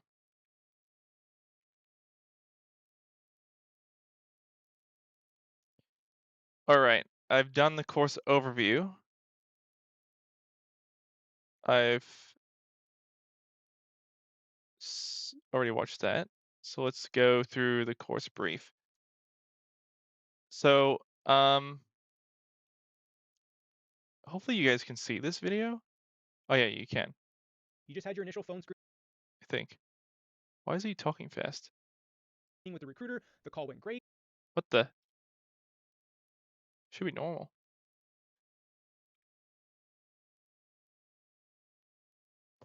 So what? I'm kind of confused. Is vibe coding like, what is it? Is it coding with AI or something? Is that what it is? I'm kind of confused. Swift is relatively new. I think it likely was Flutter or something else like C. Yeah. It probably was C or yeah, JS, yeah. Or RN, since he is an interviewer now. Like has some years of experience. Yeah.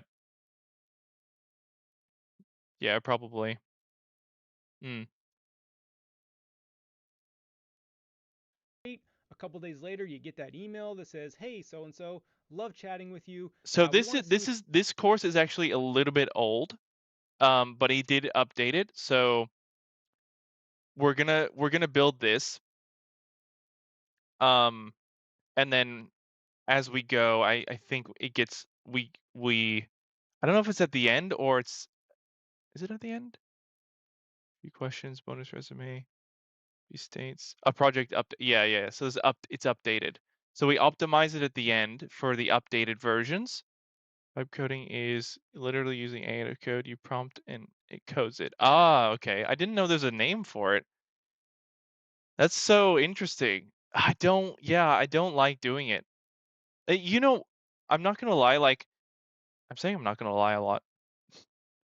Um, it's more rewarding and more fun to code it myself, honestly. Like typing in prompts every time and having it trying to rewrite all the code. Oh, it just gets so annoying and frustrating and yeah, unreliable. Hello. Thanks for joining from Mexico. That's awesome. Internet is so freaking cool. We can talk to people from all over the world. Trying to get a job market tough right now, not gonna lie. Yeah, it is. Who vibe codes here? I mean, I do a bit. I apparently I do a bit of vibe coding. I did it the whole day. I kind of did it the whole day yesterday, but the reason I did it is I got my app back up and running in another light, shall we say? Um, but one of the reasons I did it is because I really want to get that app. I really want to release that app as fast as possible because it's an app that solves a major problem that I personally have. So I'm trying to get it up and running kind of for myself. And when you add too much context, it starts spewing lots of BS. Yeah, it does. Although I will say Gemini does pretty well, and it does better than Grok. It does better than ChatGPT, and it even I noticed does better than Claude. And yes, you're right. You don't learn anything. Hey, Enigma, Enigma. You probably wanted Enigma, didn't you? Kazakhstan. Hello. Damn. Hey, Kanat. We literally have so many people all over the world here. Welcome. I've coded my first React Native app recently, and I think it's my 7th attempt to submit it to the App Store. Wait. Oh, so you made apps before vibe coding, you were saying. And now it's your 7th to best thing in the world as a software engineer creating solutions for your own problems. Yeah. Man, I love it, Irving. I love it. Love doing it. It's so nice. You can do. We would love to move on to the next phase And of there's the so many problems I want to solve as well. And even ones that my girlfriend like my girlfriend notices stuff and I'm like and she's like that would be a great problem to solve with an app. Like she says that. I'm like, "Wow, yeah, you're right." Uh, wait, this is your first app that what wait, then what do you mean by 7th attempt to submit it to the Oh, you're right. You're trying to submit this one app for the 7th time. Is that what you're saying? review. So here's a take-home project we would like you to complete. Here's all the details. So here you are. Now is your time to shine. Let's showcase what you can do. Let's dive into this project brief and talk about what we're going to build. But before we do that, let's talk about kind of the wide variety of take-home projects that you can get. And real quick, you're probably only going to get a take-home project from a smaller company or a super small startup. You know, the Googles, the Apples, Facebooks of the world, they're not giving take-home projects. So just so you have that context. Um, but so I'm What gonna are talk about Google two giving types then? that you can normally get. Mm, And the first one is where you get a full-blown design spec as you see here. Like this is an example of one I got from DoorDash in early 20. didn't find out about Vim yet? What is Vim? How do you feel about future of Yeah, bro.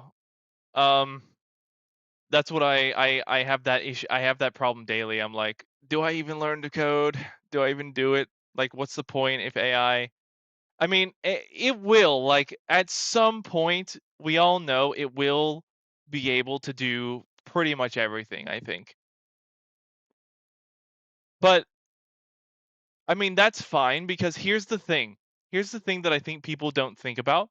People are very worried about like, and even me. Like, I'm saying literally, like, what? Why am I doing this? Well, here's the thing that I have to remember and everyone has to remember. A lot of people worry about losing their jobs or AI like taking over their job um and it causing a problem, right? Like it is disrupting and it is causing problems today and apparently people are losing their jobs.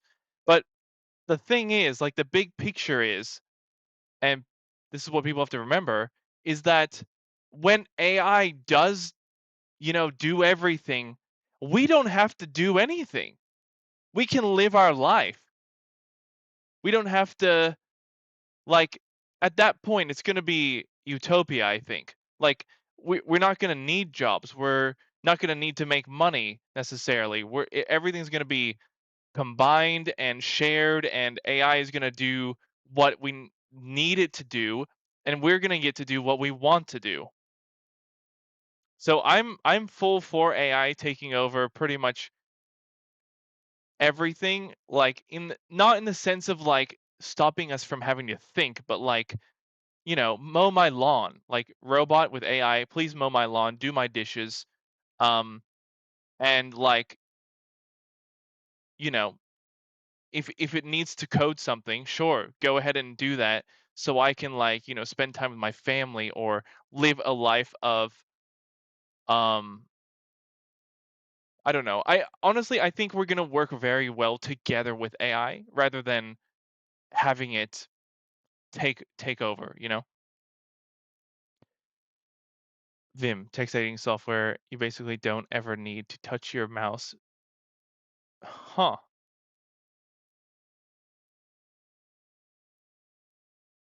How does that relate to girlfriend?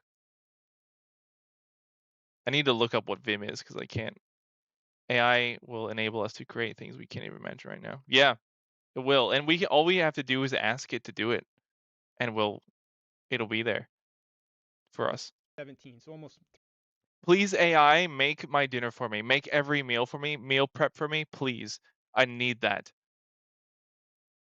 I want to be like ever since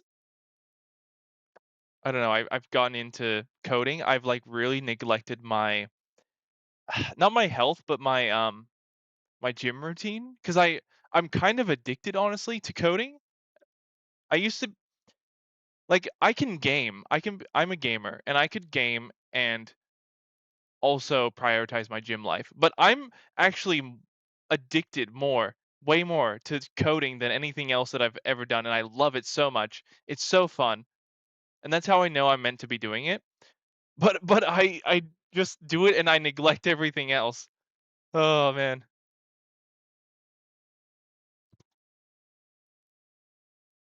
Yeah. Yeah, I can't wait. It's going to be awesome. I mean, obviously they're working on it now. And it would be so cool to try out. I can't wait to try out one day Apple's like headset thing. Maybe once they, iterate it a little bit more to make it better. 3 years ago now. And you can see I had a very specific screens, very specific design to build, and even the features of the app were very specifically laid out. So there was no like nuance in what I had to build. Of course there's nuance in how I built it, how I structured my code, right? Of course, that's what I'm being judged on. But that's going to be there no matter what project you give. So I would call this I don't want to call it easy, but this is the easier of the two because again, you're getting exactly what you need to do. We're not going to do that type of take-home project. Like I said in the intro, we're going above and beyond, right? I want to teach this in like hard mode. So if you do get an easier one, you're hopefully you should be good to go because you've got practice on the harder one. So that leads us to the second type of take-home project, which this one is, and that is the more open-ended one. And they're open-ended intentionally. And that's because at smaller companies and startups, maybe the iOS team is only 1, 2, 3 people, right? So you have to wear many hats and Yep. you'll probably have a lot of input 100% on the Zakaria. product. So these open-ended ones want to see like what type of product you build. They don't want you to just follow the instructions on the code, right? They want to see what kind of design you come up with, how you structure the information, what information you choose to show. So that's the type of project we're going to do. Because again, I feel like that's the more nuanced, the more where the more learning is. Again, that other one is almost like paint by numbers when it comes to building the Yes, product. cannot Of course, the code is different. definitely. So anyway, that's what we're going to build. But those are the two main types. To be honest with you, I think the more common one is the one where you get the full blown design spec and super detailed instructions. I think that's Yeah, more it's common. I mean, right Just now AI is I guess good for businesses, right? Like it's just but isn't that great? Like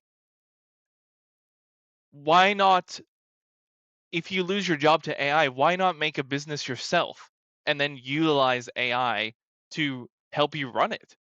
Why can't everyone have their freedom of running their own business? Why do you don't like AI is going to stop everyone from having to be a slave, you know? And I like hot take, there is some AI already in existence that is sentient and I hope we don't you know what's the word? Take it for granted. Uh, let's just say lightly. You're aware of what's out there. But again, we're going to go above and beyond in this course. So let's move on to this brief, right? We just got that email. We're pumped. We passed our phone screen. Now we got the brief. Let's open it up here. So you see, overview. This project is intentionally open-ended. We want to see what you create when it's all up to you. The project will be assessed on your code quality, UI UX, and overall quality and feel of the app. So kind of like I just said, we want to see what kind of product you create.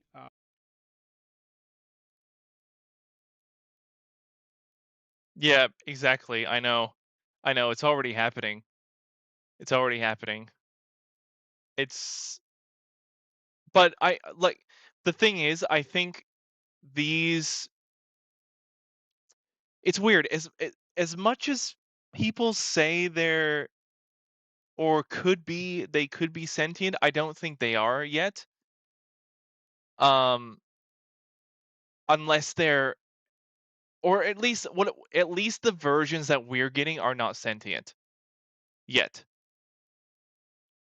So that's why I think it's not too big of a deal right now. It's like a snippet of them, I suppose. All on your own. Down to the app premise here.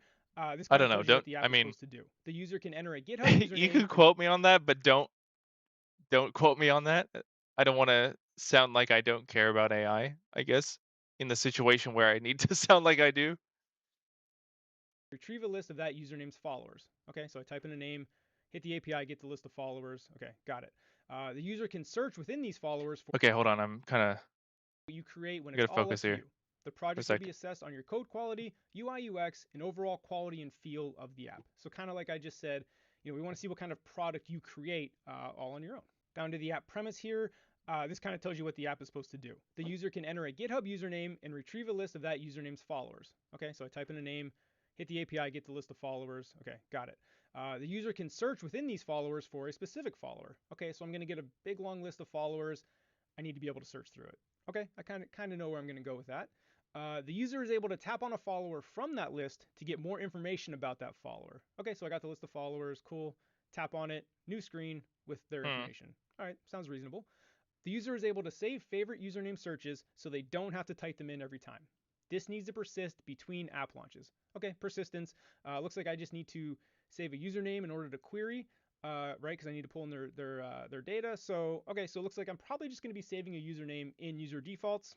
We'll revisit that. Right now, what I do in my head when I get this is I don't figure out exactly how I'm going to do it. I try to get a rough idea, like okay, I'll probably do that, probably do that. Of course, things change, but as I'm going through, I'm like, okay, this is a very doable project. Like I understand what's going Yeah, on. that's the same So if thing we I scroll do, I down to the think. requirements here, 100% programmatic UI, no storyboard. All right. Even if it was, a lot of animals are, but they are not that intelligent. You know what? My take on that actually is that animals are see, this might sound weird, but animals are run by AI. Like non-humans or a certain level of intelligence is what I guess people perhaps would call a soul. But when you go below that level of intelligence, or we could even say vibration or energy level, it's run by AI. Kind of like storyboard, but all right, I get it. I get it. And that's what I mean by like sentient AI. There's a it's very powerful and it can run that type of thing. Okay. No third-party libraries. All right, never done that before. 100% programmatic. I love that. No third-party libraries. But but the reason why I wanted to do no third-party libraries was because I've given a take-home project before, and even on a small project, when you get one that has like 7 libraries in it, it's just like what like I mentioned this in the intro. You kind of judge that. It's like, wow, you brought in a library for every little task. Like, that's probably not good on this small project. Like, what are you going to do on like a huge project? Whereas a project that got submitted with no third-party libraries, like that was more impressive. Now, I do want to be clear. I'm not preaching like you should never use third-party libraries in any of your take-home projects. No, obviously don't use 7, but one or two is probably fine. But I do want to say that it probably will be more impressive if you don't use any. And that's why I wanted to teach it this way. Again, like I said, this course, Yeah, I I know I wanted say it's to based on the learn typical this take-home actually. project, but we're kind of doing the hard mode of the typical take-home project because it's like training, right? You want to I want the train hard mode. way harder than you actually play the game. So that's kind of the Yeah. idea here. And scrolling down to details, use the GitHub API. No authentication needed. Okay, so we're not doing OAuth to verify anything. Cool. We're going to use the followers endpoint in the user info endpoint. Okay, that makes sense, right? Because I had to get the list of followers, and then now I got to get all the info about the user. We're going to dive into that in a little bit once I finish the overview. Okay, when showing more information about a user, what information you display is up to you. If you were creating this product, what information do you think users would want to see?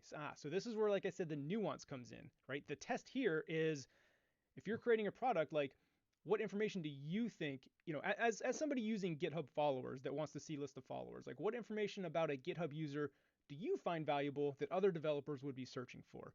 So that's kind of the test there, is to see what information you display and how you display that information, right? Because of course you can make one giant screen with a million things of information. It's like, well, yeah, you got all the information on there, but there's you don't want to overwhelm the user. So this is the test here to see again what type of product you create. And then moving on to the design, kind of like I just said, we want to see what kind of design you come up with. We don't expect you to be a professional designer, but we believe our developers should have a rudimentary design knowledge. And like I said, typically a take-home project is for a Thank small God. startup, smaller company. The iOS team is probably going to be very small. So, you're probably going to have to wear many hats. You may contribute to design, you may contribute to the product. So that's why having these overall skills is good in this situation. And I do want to stress real quick, I don't want to like scare people off that you have to know all this stuff. Like I said, in this course, we're going above and beyond, right? What we do in this course is going to be way more than what's needed for the typical take-home project. But like I said before, like I want to teach and I want to train you on all the hard stuff so you're ready, right? Most likely you're going to get an easier project than this, most likely. So again, don't be scared that like, holy crap, I don't know any of this, I'm way overwhelmed. Again, we're going above and beyond here. And then, please don't hesitate to ask any clarifying questions about the project. Sorry. Can I send the link? I'm making an Android app for Android and Collins method. I think this could be useful once I get to the Swift part. Oh yeah, sure. Let me go to his homepage. Oh wait, no, hold on. That's just the website. Yeah, here it is. Just seanallen.teachable.com. Can I put a link in here?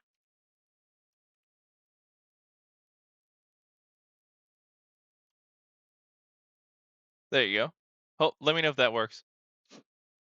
You're definitely going to get this, and feel free to ask. Like if you do have questions, shoot them an email, ask them. You'll get a due date, February 18th, whatever. That's just a made up date. But and oftentimes I forgot to put it in this brief, but oftentimes they'll tell you like, we expect this to take 3 to 5 hours, 2 to 4 hours, some time range, right? So they do let you know, how much they expect you to spend on it, right? And again, they may say 3 or 4, and it's up to you, right? Everybody's got different living situations. If you choose to take it and spend 12 hours on it, that's up to you. Just know that you're competing for a spot. That's all I'll say. I'm not going to recommend anything. Just you're in competition. Just keep that in mind. Best of luck. Can't wait to see what you create. Okay, so that's the overview. Let's scroll back up. We're going to talk about how I started piecing all this together. So starting with the app premise, right? Because this tells me what the app does. And now if I pull up the handy dandy iPad, my iPad sketches here, you can see how I started designing this. And by the way, you don't need an iPad. Pen and paper works fine. But you can see I was like, okay, I need to enter a username, pass that No name worries. over to, in this case, is a collection view, and show the followers, right? That's the first kind of requirement. The first kind of decision I had to make, right, when we're talking about creating this product is like, how do I want to display these followers, right? Okay, the basic easy thing is a list table view. Okay, cool, but that's kind of tedious, right? You can, on a list table view, you can probably only show 10 to 12 at a time, maybe even less, depending on how big your cells are. Okay, and my This initial thought table actually view. was to make a cool, like the modern day like app store looking thing, where like each user was in a big card. It looked beautiful. You just swipe through it. But remember, like followers, a person could have 3,000 followers, right? So swiping through 3,000 beautiful cards, like that's a bit tedious, you know? So that's why I felt like this grid collection view was the best way to display this information, right? Because you can. By the way, this is the name of the course if that's what you're interested in. Like 100 users, you know, you can scroll through pretty quickly in this type of format versus swiping through cards or even the list view will kind of get tedious. So that was like the first Oops, design sorry. decision I had to make was, okay, how do I actually display all these followers in the best way possible? So like I said, that's how I landed on the grid view. You can see I added the little favorites heart up here and the search thing. I knew I was going to have the navigation controller with those kind of default buttons up there. Also putting it in a tab bar because I knew I was going to have the favorites down on the left. So I knew the one piece of the tab bar was going to be like the search screen. The other piece was going to be like the favorites, so you can tap back and forth. So I knew I was going to put this into a tab bar. And that's, as you see here in the lower left, that's the table view of favorites that we're going to pull from user defaults. In my mind, I was like, okay, I'm just going to need a username. That's why you see Sean, Steve, Jordan, whatever. And then when they tap on Sean in that table view, it's just going to pull up the same search screen. So we're going to reuse that search screen, whether they get to it from typing in a username or tapping on a favorites.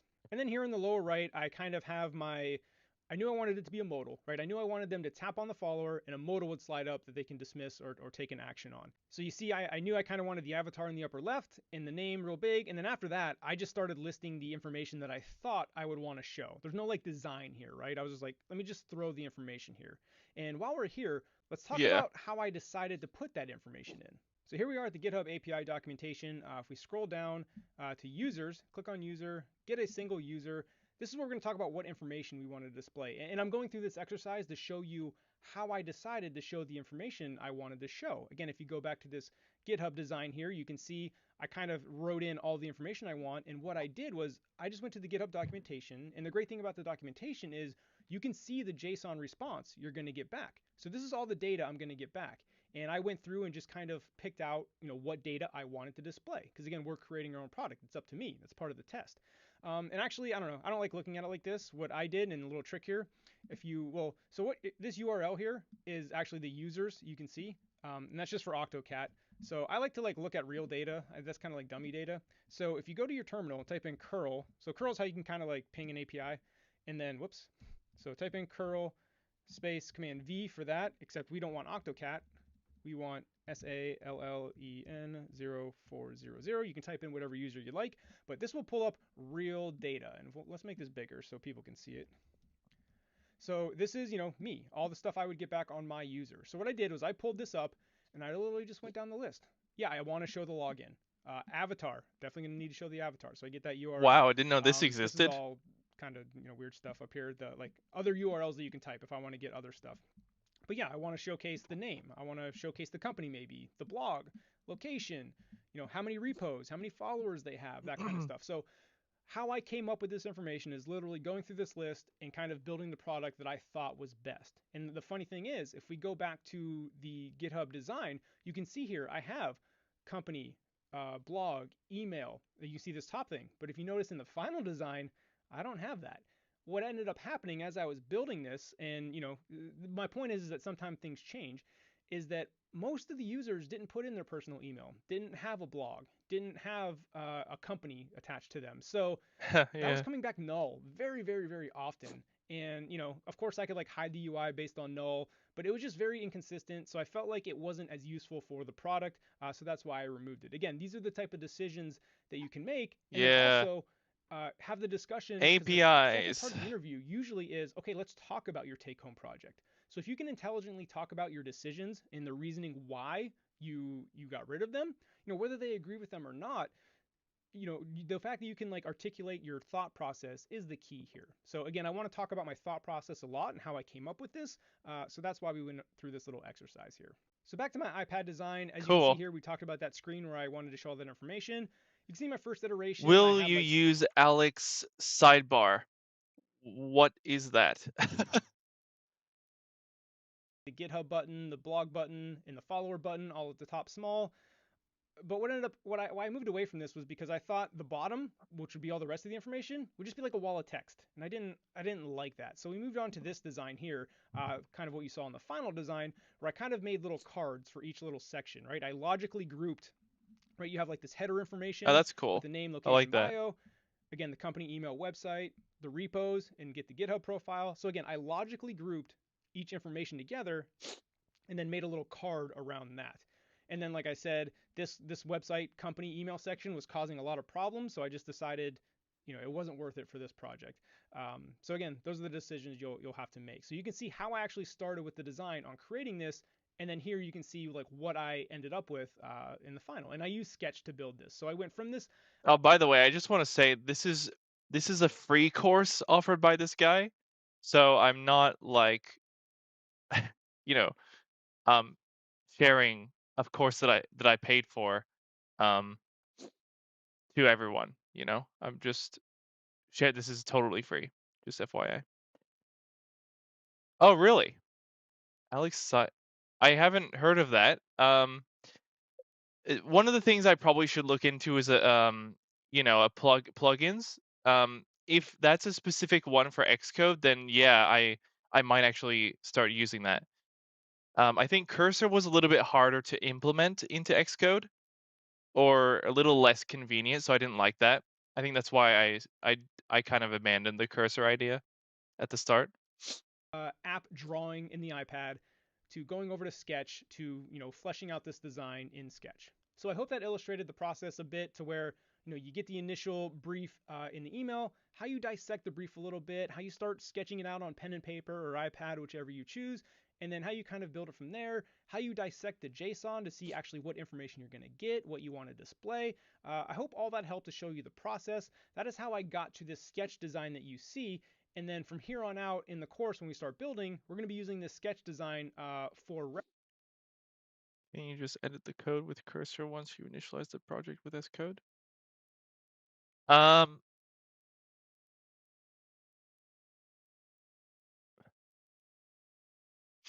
yeah, maybe you can. I think you're right, actually.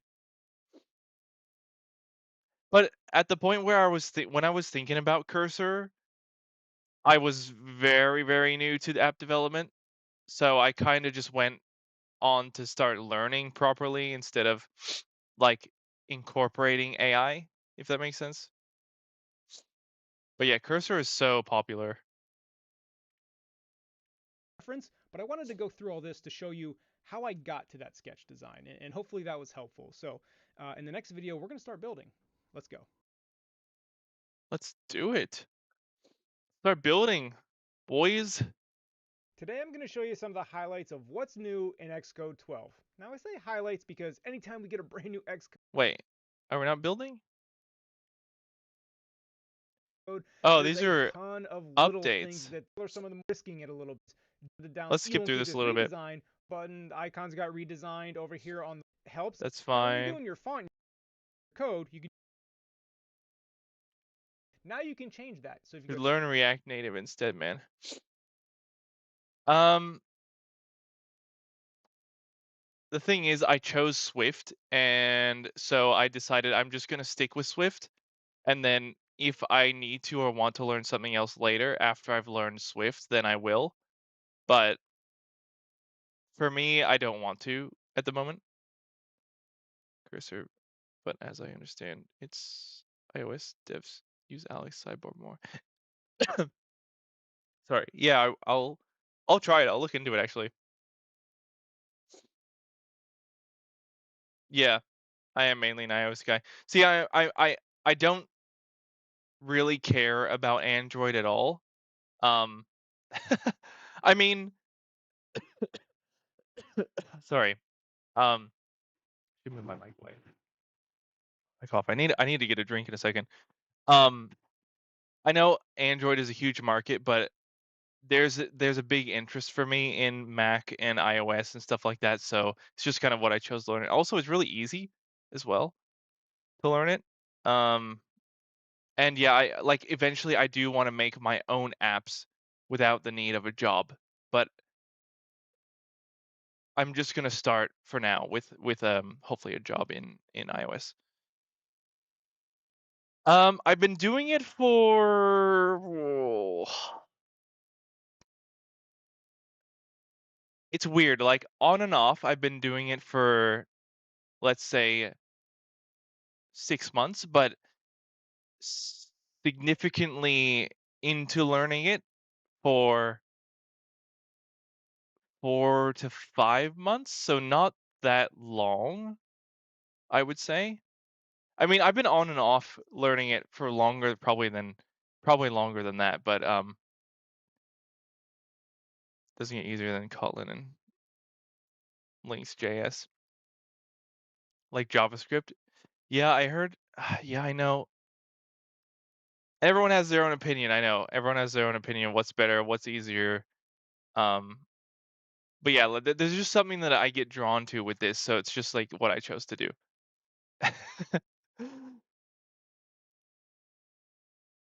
But yeah, I'm open to looking into other things, but I don't want to go and learn them, at least at the moment. Xcode preferences. Here in general, you can see navigator size. Right now I have it set to small. You can set it to whatever the system is. So you can see that made it a little bigger. Unlapped. Cool thing, right? I think this is stuff that I don't really need to know. Let's look into what's new in Xcode 15 just really quickly here. Let's talk about what's new this year. I don't think I need any of this stuff here. Feature. So I'm going to click into my subscription dismiss button here. I mean, there's Right-click it, probably some and cool you can see tips, I can but bookmark the specific line or the whole file. I'm going to bookmark the specific line. So you see over here on the right, really small, I get a little bookmark. And then up here in the left in the navigator, there's a bookmark icon. Click on that. Here are your bookmarks. So I'm going to right-click this, and you see edit description. So I can say oh this yeah, is this feature a is actually pretty button cool though. style This is a pretty good feature. experiment. No, Check back I was about to after say, not gonna lie. results. Hit return, and now you see on the right, I get the inline. I do have far to come. I know. I do have far to go with this. I'd say I'm like kinda at the intermediate level. I think I think I can handle this course, so that's why I'm doing it. I've been building a few apps myself, doing a lot of like even though it's been 4 or 5 months or whatever it's been, I've been consistently and constantly doing it every day, trying to learn as much as possible. So that's why I feel that I have a bit more knowledge than perhaps another person who might be learning it like as a degree or something. I'm learning it more like I'm addicted to it, if you know what I mean.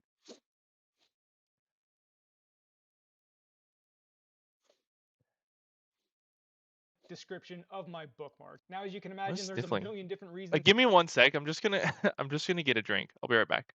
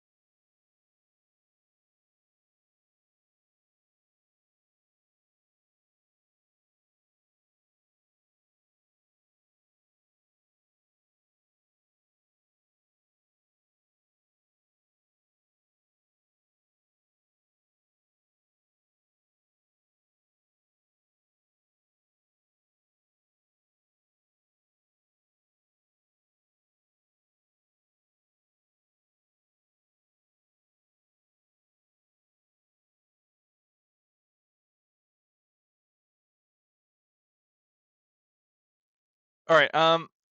Let's just actually just move on to setting up the project and stuff. So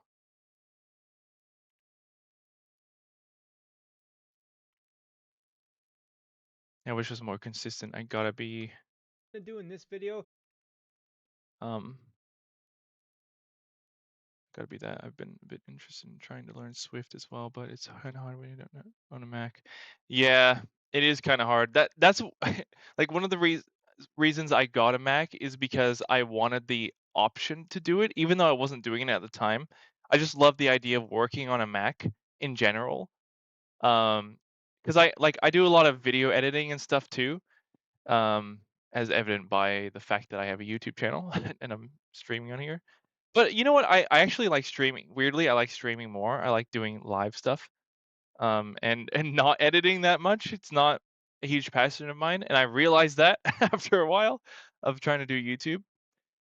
And I actually, funnily enough, I actually started on Swift. So Swift, what am I saying? I sorry, I started on Twitch is what I meant to say. And I was trying to be a content creator before this, but I realized that I actually love coding. So um, and then I thought, you know what, I should just share my passion for coding live instead of, constantly making videos on YouTube, if that makes sense. Um, but yeah, it is hard when you don't have a Mac. Maybe you can try and get like a used one or something, possibly. They're a lot cheaper that way. You can get started. Also, iPads work, I guess. Not ideal, but they work. Um, yeah, like for me, it's easy to be consistent because I freaking love coding so much. Same here. I keep switching between front end, back end frameworks.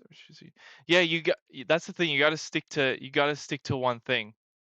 You got to stick to one thing that you really like. Even if it sounds weird, like everyone's saying, "Oh, you got to do this language or this language or this language." Like so many people, well, it wasn't a ton of people earlier, but there were some people before who are like, "You should do React Native or you should do Python or like don't do Swift because of this." But I'm learning way more. I'm building apps and stuff, and I'm just, I just chose Swift and I'm doing it.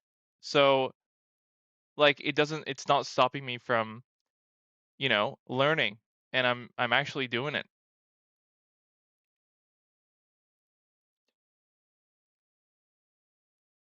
Yeah. Yeah, I mean, Zakaria, that makes sense. You can't really stick to one. Um, but I think there's some situations where you'd be okay, right? Yeah, I can understand that, but man, I'm trying to concentrate so much on JS and 12 from a person coming from C sharp. Being his own app, you have to think about database authentic. Yep. Yeah, I will have to think about that. I think you were talking about me, right? When you said that database and stuff. Hmm. That's good. Yeah. iPads have you can actually make apps on iPads now. They don't have Xcode, but they have app like an ability to make apps.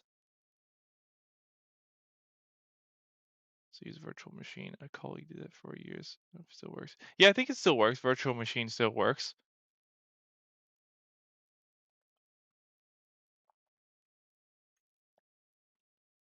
is a lot of the initial setup. For example, we're going to get our project up and running and just show a view controller with deleting the storyboard. There's some setup to do there, especially new in iOS 13. There's the scene delegate. We're going to talk about that at a high level. I'm going to explain why Apple decided to split up the app delegate from the scene delegate. And then to finish off the video, we're going to import some assets in the app icon. And the assets will have the light and dark mode. So we'll start talking about dark mode. And then lastly, I'll show you how to download SF symbols because we are going to use those in later I videos. love SF symbols. So if you either do Python or Kotlin backend. And WTV third services for authentication and payment processing. Why would I not do, like, if I'm making an iOS app, would I not just use like StoreKit and stuff with like the same integration as Swift? Why would I use something else like payment processing? Right. No, sorry, I realized you're saying something else. See, I'm not well versed on the payment stuff yet. That is something I'm trying to get into sort of now-ish, but I know it's going to come a little bit later for me. So I just want to get that download out of the way as the initial setup. So first things first, let's create a new Xcode project. By the way, I'm assuming you know how to download Xcode. This is an intermediate course, so go ahead and open up Xcode. Do The language beef is only relevant at very big scales. You can just do simple stuff you want. Yeah, 100%. New Xcode project, And like I can learn more if I need to, you know, and I'm going to make my Windows full screen and a single if view my brain doesn't die. application. You can name this whatever you like. I'm going to name it GH followers. So I'm just going to run this in should I make a whole new course for it? I mean, a whole new I'll just make a new project for it as well. This can just stay here as my practice coding file. We're gonna close this window, and then I think, is that gonna be broken now? Sorry. What are we gonna call it? GH followers. Can you guys see that right now? I think it might be broken. Hold on. I think I effed up the video here. Whoops. Is it Probably a logical name there. Your team should be GH followers? I have that all set up. you. I'm Sean Allen. Let me just create this real quick, and then I'll re-add it to the thingy here, because I realize that what's going on? Where's Xcode? Window capture, display capture, window capture. Bro, where are you, Xcode? Where is Xcode right now? In the window capture. Save. Here we go. Yep. There we are. Sorry about that. I make it full screen again. That was a mistake. Oh, sheesh. What's going on? There we go. Cool.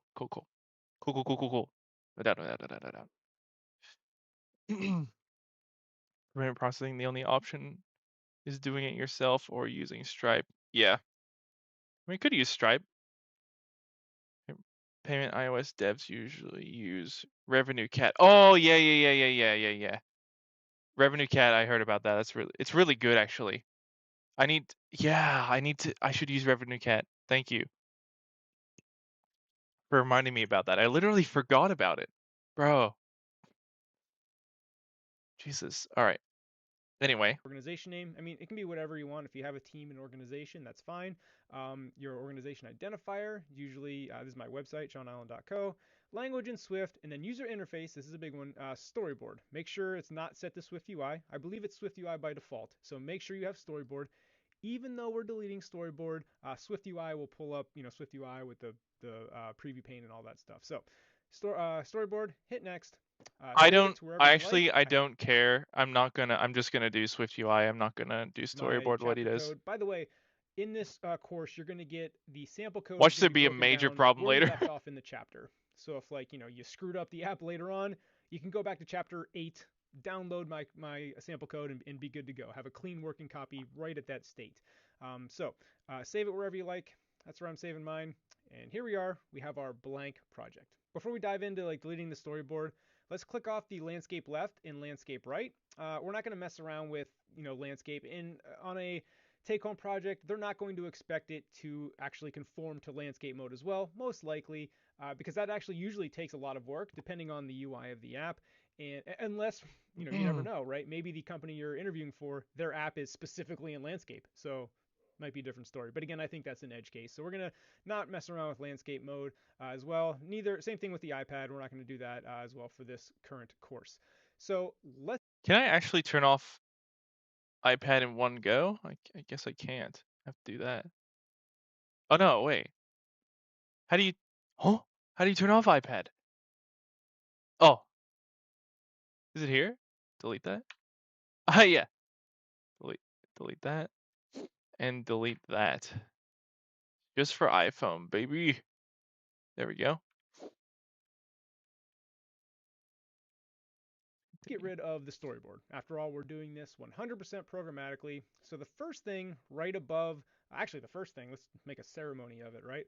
Let's delete the main storyboard here. So click on that, right click, delete. Yes, move that thing to the Yeah, this trash. is a Now we're back little bit here, so that's old. gone. But here the main interface, as you see, I have like an arrow pointing to it. It says it's going to look for main. It's going to look for the main storyboard, and we don't want that, right? We want to kind of remove any reference to the main storyboard. And there's one other place besides here. So let's delete main. That way it's not looking for main storyboard. You'll get a crash if you don't delete that. And then the other place there's a reference to it is in the info plist. So here on the left, you click on your plist, click in the plist, do a Command F to find, and type in main. I've already done that. Little spoilers, I was practicing this. So you type in main up there. This will pull up, and so you see delete this here, this little minus button next to storyboard name main. Hit that minus button. That gets rid of that. And now we've removed all kind of like references to the main storyboard. So the project's never going to look for a main storyboard. That's what we want. So now we're ready for some code. But before we do that, let's talk about what I kind of alluded to in the beginning, the like why Apple split up app delegate and scene delegate. Like iOS 13 introduced this brand new way of scene delegate. And if you've created a project before without storyboard, you've done everything in the app delegate, right? You see here's your example of app delegate. You notice it's a lot shorter than it used to be, right? App delegate used to have things like did enter background, will enter foreground, those type of lifecycle stuff. That has all been moved to the scene delegate here. So if I click on scene delegate, you see I see scene, scene will enter foreground, scene did enter I think background, that's that kind of gone stuff. now in And here's why. this, Basically, the the new introduction version. of the scene delegate allows for multi-window operations. If you look here on the screen, I have an iPad up, and you can see I have an example where I have two What are you instances guys up to, by the way, right now? Are you guys coding as well? Just like and chatting? of the app GoodNotes that I did my sketches in for the design here. Sketches. He said that weird. Before, you could have two apps side by side, but they had to be different apps. Well, now you can have two of the same app, two instances. And the scene delegate is what kind of allows that because there's a little bit of a paradigm shift. Before, your app used to have a window, and that window would be displayed. Now your app has scenes, and you can have multiple scenes. So for example, when you see the two GoodNotes apps right next to each other, that's two scenes of the GoodNotes. So the app still has one app delegate, but you can have multiple scenes. Because for example, if you have two scenes up, this whole will enter foreground, did enter background, like, well, which scene was it? But now if each scene has its own delegate, now I can bring one of these GoodNotes scenes down, and now that entered background, but the other one's still up, right? So you get how it separates it, right? You're allowed to have multiple windows or scenes, I'm sorry, of your app at once. And it seems like Apple's kind of going that way, as you see with the iPad. To be honest with you, I'm not sure this is going to come into play with Catalyst. If you can have multiple windows open of the Oh, same app nice. in Oh, Catalyst, pizza. maybe. Yum. But Yum. definitely this new multi-window paradigm. This is why the scene delegate came into play. I think that's good foundational knowledge. Making an AI landing page generator. Generates the content of your landing page based on your product description. Wow, interesting. That's fascinating. So you're utilizing AI. Is that what you're doing? You to know at a high level. You can dig in and do more research on the scene delegate if you like, but I think if you understand this is what allows multi scenes of your app, having the GoodNotes side by side, I think you're good to go. So now let's start writing the code here. In the scene delegate, now we have our window, right? This window used to Let me just turn on the lights. They're kind of dark in here. Whoa, they're kind of yellow as well. There you go. Oh shoot, what the hell? Turned on my flashlight on accident on my phone. in the app delegate, now it's in the scene delegate because the scene delegate is going to be how we kind of configure our UI for each scene. So we're going to delete all these comments just for cleanliness. Get rid of that. So right here, this guardlet underscore. So just for knowledge, right? Anytime you're initializing a variable with an underscore, the variable exists. You're just not giving it a name. So we want to give that a name because we're going to use it. Wait, Like if it's just underscore. where is this in here?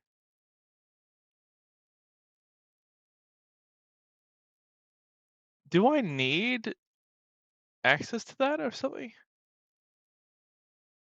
Wait, now I'm confused. Okay, hold on. Okay, hold on a second. I'm gonna do what he... Okay, I'm just gonna follow what he's doing. F it. Just...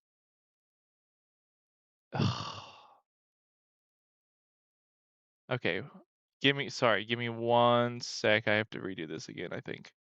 Oops, I already closed... God damn it.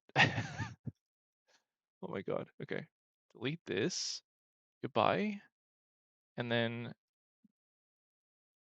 So storyboard, Swift. Right. Make that. And then reactivate the view. Dang, it's annoying that I have to reactivate the window every time.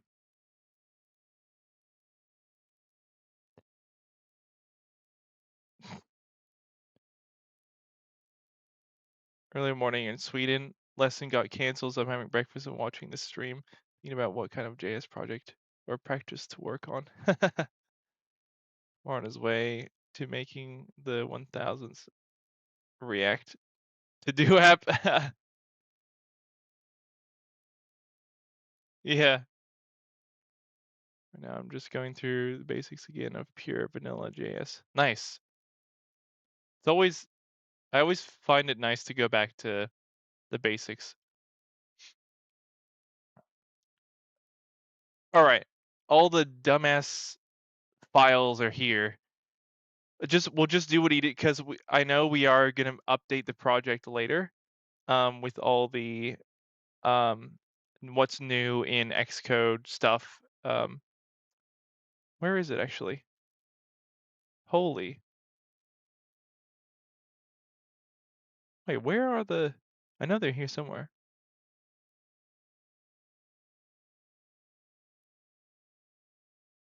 Not there, not persistence, optimization, final pass. Oh yeah, here it is. Updating for... I didn't realize it was the title. Yeah, so that stuff is later. So we'll just follow exactly what he does here.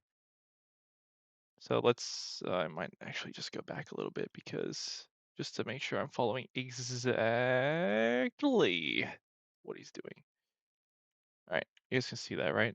Yeah, okay, cool.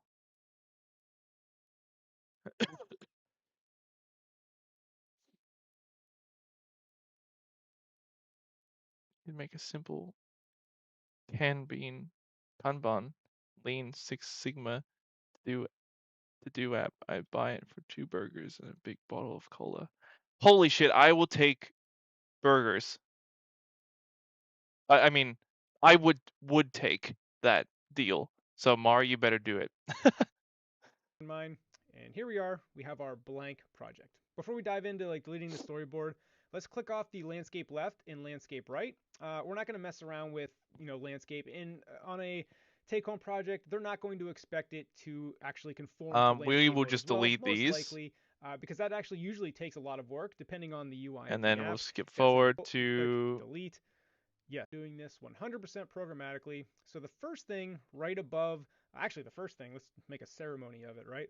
Let's delete the main storyboard here. So click on that, right click, delete. main.storyboard, Yes, move delete, that thing to the move trash. to Now we're trash. back here, so that's gone. But here the main interface, as you see, I have like an arrow pointing to it. It says it's going to look for main. It's going to look for the main story. Where is that? Deployment info. There is no main interface, so I guess it doesn't matter now. Storyboard, and we don't want that, right? We want to kind of remove any reference to the main storyboard, and there's one other place besides here. So let's delete main. That way it's not looking for main storyboard. You'll get a crash if you don't delete that. And then the other Yeah. place there's a reference to it is in the info plist. So here on the left, you click on your plist, click in the plist, do a command F to find, and type in main. I've already done that. Wait, is Little that my list info? Bruh, where's the info p list? Doesn't exist anymore. Is it this? It is this, maybe. No, it's not this. Oh my god. I was I practicing guess with. we just forget about So it. you type in main up there. This will pull up, and so you see delete this here, this little minus button next to storyboard name Ah, main. no, it's here. Hit that minus button. That gets rid of that, and now There we we've go. removed all kind of like references to the It main is there. storyboard. Yeah. So the project's Done. Recently saw a tweet saying that AI is better at React Native and JavaScript than at Swift and SwiftUI because there's much more code written in them and a lot more. Yeah, I mean that would make a lot of sense actually. That would make a lot of sense. Cannot.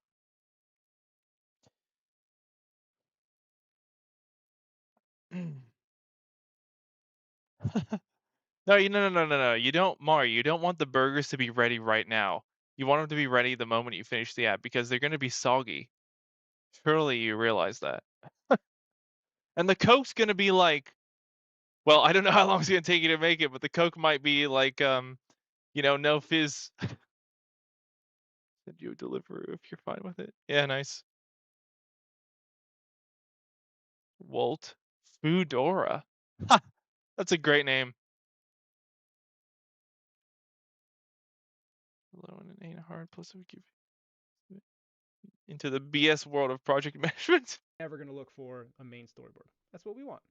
So now we're ready for some code. But before we do that, let's talk about what I kind of alluded to in the beginning, the like why Apple split up app delegate and scene delegate. Like iOS 13 introduced this brand new way of scene delegate. And if you've created a project before without storyboard, you've done everything in the app delegate, right? You see here's your example of app delegate.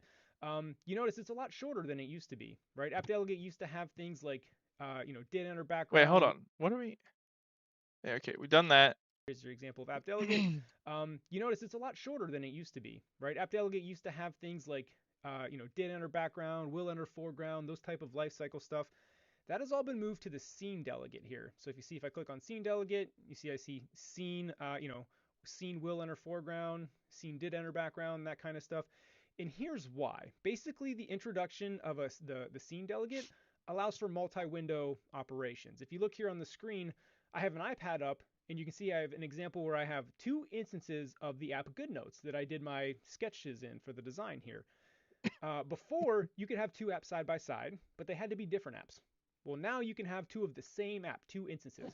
And the scene delegate is what kind of allows that because there's a little bit of a paradigm shift. Before, your app used to have a window, and that window would be displayed. Now your app has scenes, and you can have multiple scenes. So for example, when you see the two GoodNotes apps right next to each other, that's two scenes of the GoodNotes. So the app still has one app delegate, Yeah, the but you can have fries will be multiple scenes. definitely. Because for example, if you have two scenes up, this whole will enter The fries will foreground, be did enter soggy and background, like, soft. well, which scene was it? But now if each scene has its own delegate, now But I to can be bring fair, one of you these said GoodNotes. you didn't say fries. You said you only said 2 burgers and a big bottle of cola. So, like, is that a burger meal you're saying? That'd be awesome because that means you're including fries, but that definitely means you gotta send it later. Scenes down, and now that entered background, but the other one's still up, right? So you get how it separates it, right? You're allowed to have multiple windows or scenes, I'm sorry, of your app at once, and it seems like Apple's kind of going that way, as you see with the iPad. To be honest with you, I'm not sure this is going to come into play with Catalyst. If you can have multiple windows open of the same app in Catalyst, maybe, but Whew, definitely speaking of this burgers, I'm getting so hungry. Holy shit. multi-window paradigm. This is why the scene delegate came into play. I think that's good foundational knowledge. Actually, I think I'm getting. Wait, was it today? I think I'm getting burgers today. Actually, shit, is that today? Fuck. Yeah, it is.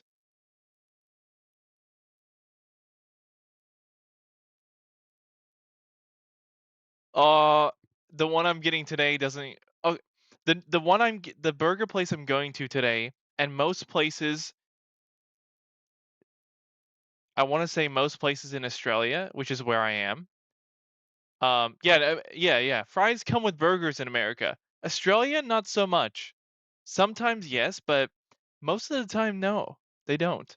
And the place I'm going to today, and I don't know if you have you ever heard of Shake Shack? They don't either. They don't. You got to buy them separately. Like unless you buy a meal like thing, then you don't get it with it.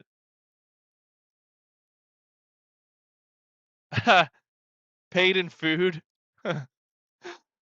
Yeah.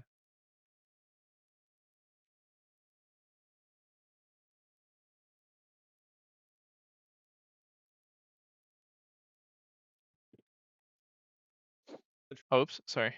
For you to There we know go. at a high level. You can dig and do more research on the scene delegate if you like, but I think if you understand this is what allows multi scenes of your app, having the good notes side by side, I think you're good to go.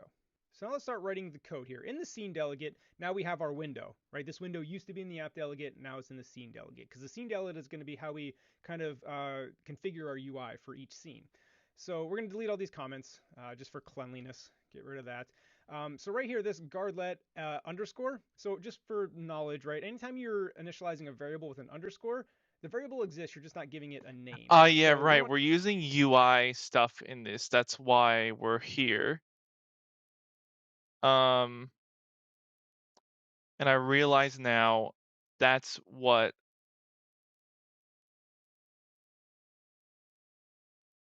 Yeah, because this uses all the UI stuff. Yeah, so that's what all the other stuff does that I've seen with the window and shit. Like it's all updated now. This is totally gone. It's all UI kit and stuff. Who needs it? Good riddance. give that a name because we're going to use it. Like if it's just underscore, we can't use it. So we're going to call it window scene. So guardlet window scene equals scene, which is this scene here from the this will connect to Yeah, that's is exactly very what it is, I similar think. to the did finish launching with options in the app delegate. It's kind of like the first thing that runs. So now we need to configure our window with the window scene and all that stuff. So this window here is what we're using on line 13. So window, it's going to, not the window scene, window equals, we're going to initialize a UI window here. And then if you see that, we're going to get a frame. So the frame we're going to initialize it with is the window scene, what we just created on line 18, window scene dot coordinate space dot bounds. And basically that makes it, fill up the full screen. So it needs a frame. Oh shoot. What have I done? Frame window scene. So that's the frame. Dot coordinate space dot bounds. Okay. Right. And every window has a window scene. So we want to set our window scene to this window scene here on line 18. I know there's a lot of similar words there, but window, not window scene, window dot window scene equals window scene. Again, that's what we have up here. And then now that we have our window configured with the scene, we need to set our root view controller. Like this is the view controller we want to show. For right now, we're just going to use this default view controller that you get when you start a new project. We're going to change that in a future video. But again, we just want to get up and running and showing a view controller, right? This is the initial setup. But we do want to do window.root view controller, right? So the window needs a view controller to show equals UI view controller, not UI view controller, I'm sorry, just the view controller, which is again the name of this view controller here on the left. We're going to name that something different later, but this is what we're going to show for now. And then what makes everything all possible is to do window.make key and visible. So that's what actually shows it. Now, to make sure we're showing this view controller right here, let's go into that view controller and just give it a funky background color just to prove that that is in fact this. So if we do view.background color equals dot system pink, cool. And now if we run our app, dot we system. should pull up a view controller and it should be system pink. This is the initial view controller. Oh my And there god, you it's go. been so long since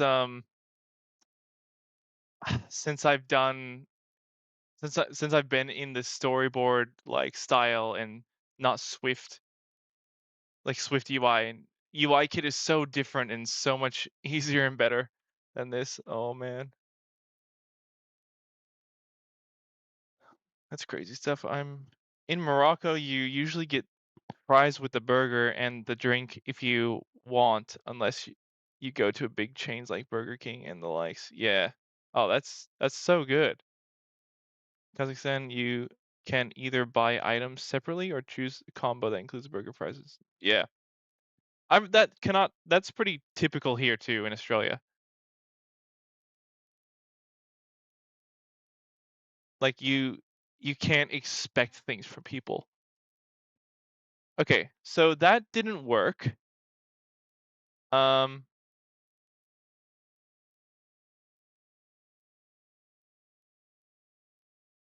Which means I have some sort of problem here. Hold on, let me build this. Build succeeded. Run.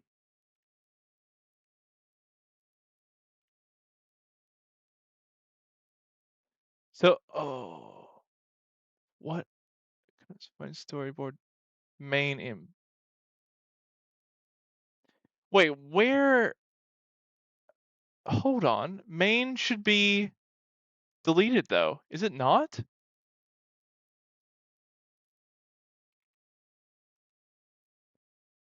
Ah, no, that's not it. What's going on? Not cool, man. Not cool.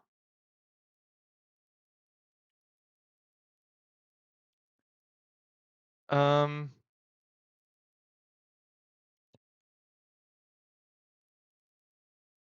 wait, what?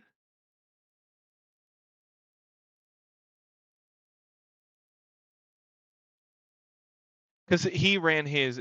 Oh, obviously you can see that there's a pink on the screen. But did I do something wrong here?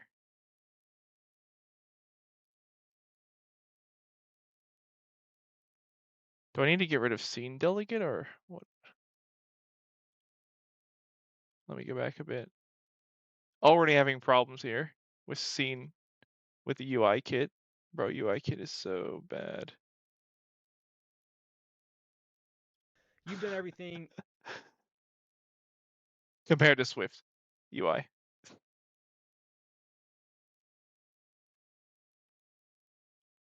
in the app delegate, right? You see here, never going to look for bin main. I've already done that. Little spoilers, I was practicing this. Should I go to, where do I go? Info. Can I not, how? I don't remember how to delete. I did delete it, right? Right? Storyboard name, I deleted that, right? In here, yeah.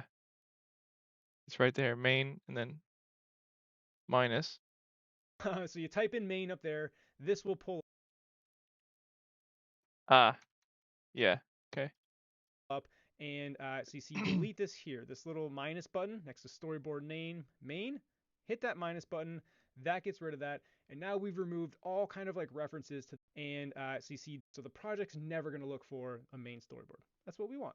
So now we're ready for But it some did code. But look before we for a do main that, let's talk storyboard. about what I kind of alluded to in the beginning, the like why Apple split up app delegate and scene delegate. Like iOS 13 introduced this brand new way of scene delegate. And if you've created a project before without storyboard, you've done everything in the app delegate, right? You see here's your example of app delegate.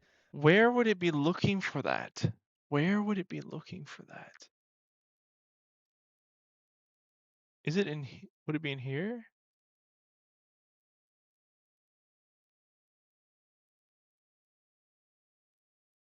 I don't think I need to delete launch screen,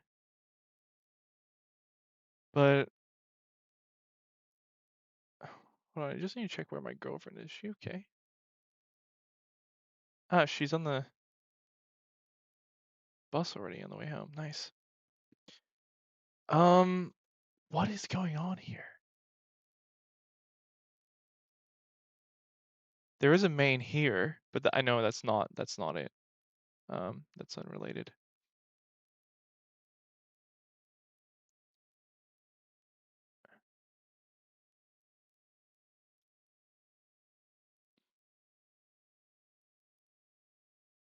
I'm just gonna use AI to tell me what the problem is here, where I need to go to do this. I have this error and I need to delete.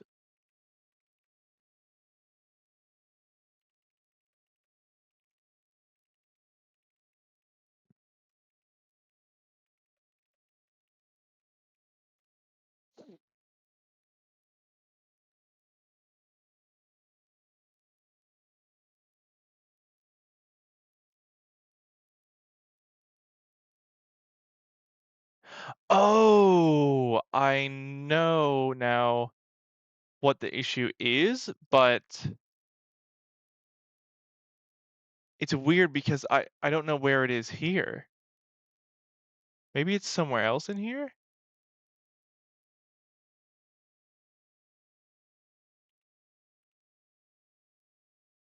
Oh, launch screen. That's a main. Delete that. It's another instance of main. No main here. That might have been it. Let's see if I can run the app now.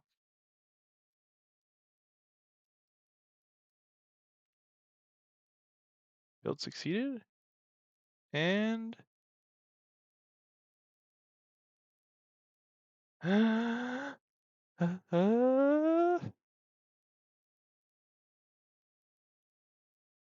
um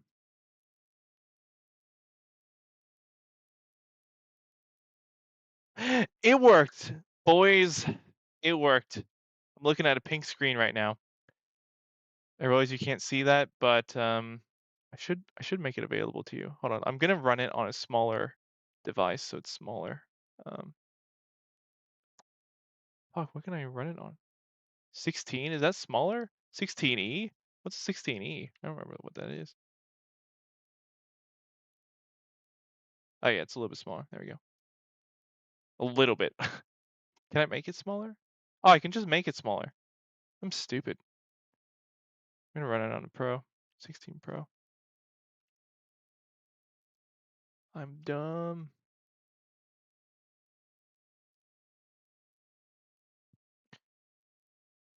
I'm gonna bring this in as a new window to you guys so you can see what's running as well. Add a new screen capture simulator window. I'm gonna use window capture simulator. There we go. You guys can see what I'm doing. Damn, that's awesome. If I make this bigger, oh yeah, it actually makes it bigger. Okay, there we go. That's cool. Nice setup I got going on, if I don't do say so myself. Gotta go to Kazakhstan someday. Yeah, right? I feel like I have to as well. Okay, now that everything's working, we can continue this. You know, so that is Sean. about in the scene delegate dot You background missed that color part. equals dot system pink. Cool. And now if we run our app, we should pull up a view controller and it should be system pink. This is the initial view Yeah, controller. motorcycle driving And there you license go. going. Beautiful, Oh, pretty nice. pink Yeah, system good pink. idea. So it is working. We've got rid of the storyboard. We have this set up here in the scene delegate. If I go back to it, again, so when I get into the next video, which is the navigation, this is where we're going to put our tab bar controller that holds everything. But for now, it's just that view controller. So that is about the code for this video. Now let's talk about importing the assets, the Oh app my god, so icon. I'm learning how to do everything. I'm learning how to do a bunch of new stuff, actually. Because I don't know... God, I don't know how to use SwiftUI UI kit. I'm just replying to my girlfriend real quick.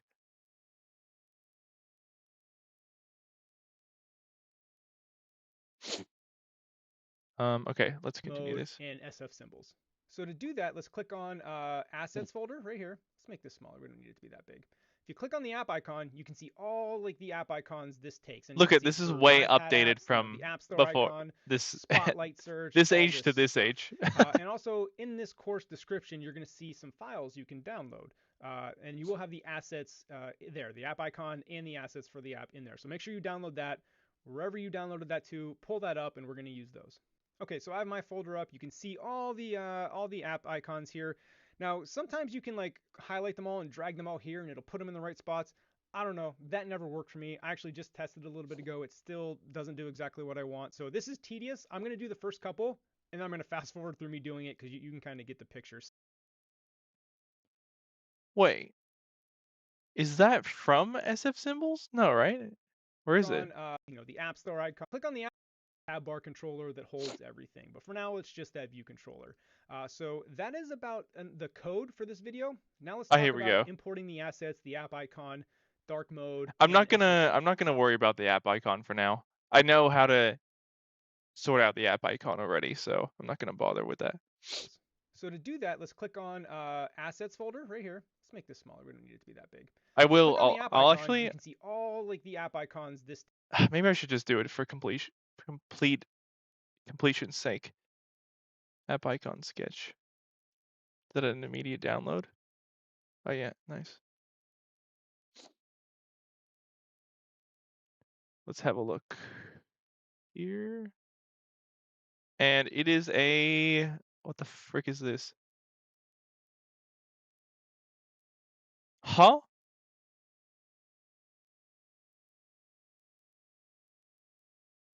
Maybe this is what I need. At least I can open a zip file.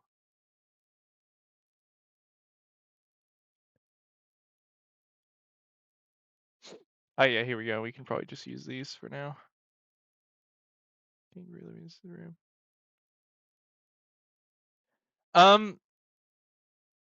Sorta like. Yeah, I have kangaroos in the back here. They're just sleeping right now. That's why you don't see any of them. There's one on my bed.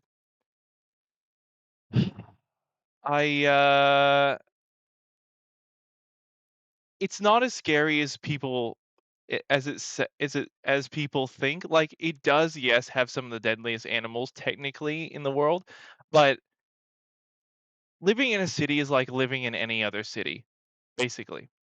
You don't really have any of this any like random occasionally you'll get something, but it's not one of those deadly things that you'll find like in the middle of nowhere.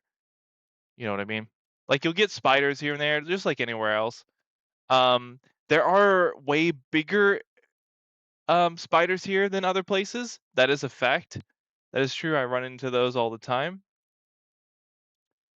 And it sucks because I don't want to run into them. God damn it! I freaking hate spiders. All right, I'm just gonna use. Oh, here we go. App icon. Here we freaking go. I'm gonna use these. Is this the full size? Yeah, I'm just gonna use that. Any appearance. There we go. Suck it. And I'm not gonna make an alternate version of that, so we're just gonna just none. There you go. It's only that. Done. Done, son. Or the vids of snakes coming out of the toilets is crazy scary. Ain't losing my reproductive abilities like that. Yeah. That does happen. It's not. Whoa. Holy shit. Sorry. It's not really around here where I am. It's definitely like more outback, more like less frequented area. Oh, sorry. Hold on. My girlfriend's calling me actually.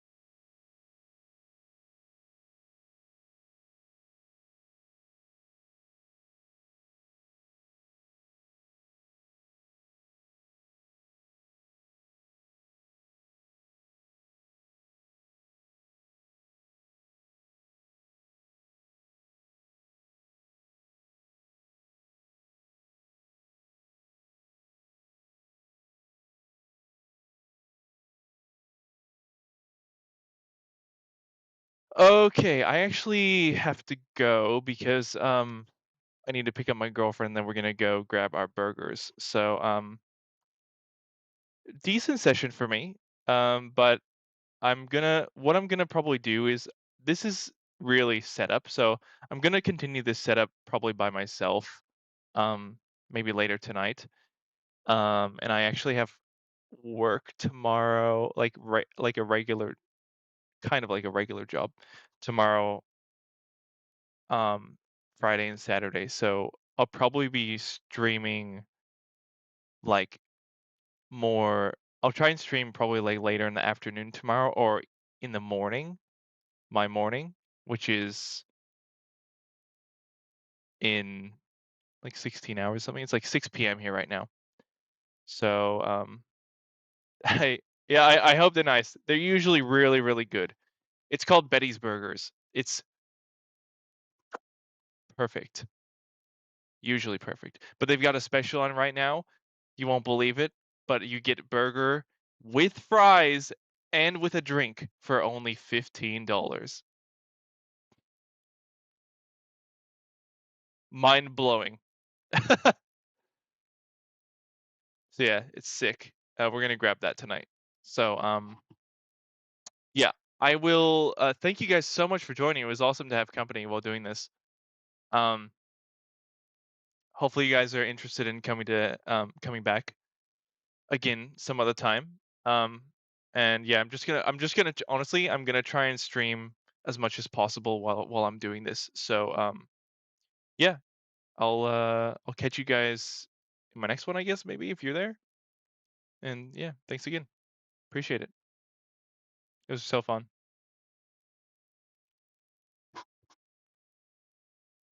And you all have a great day as well, I should say. Here's some hearts and some hundreds.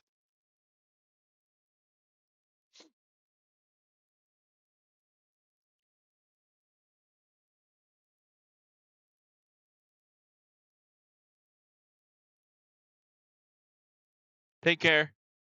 See you guys.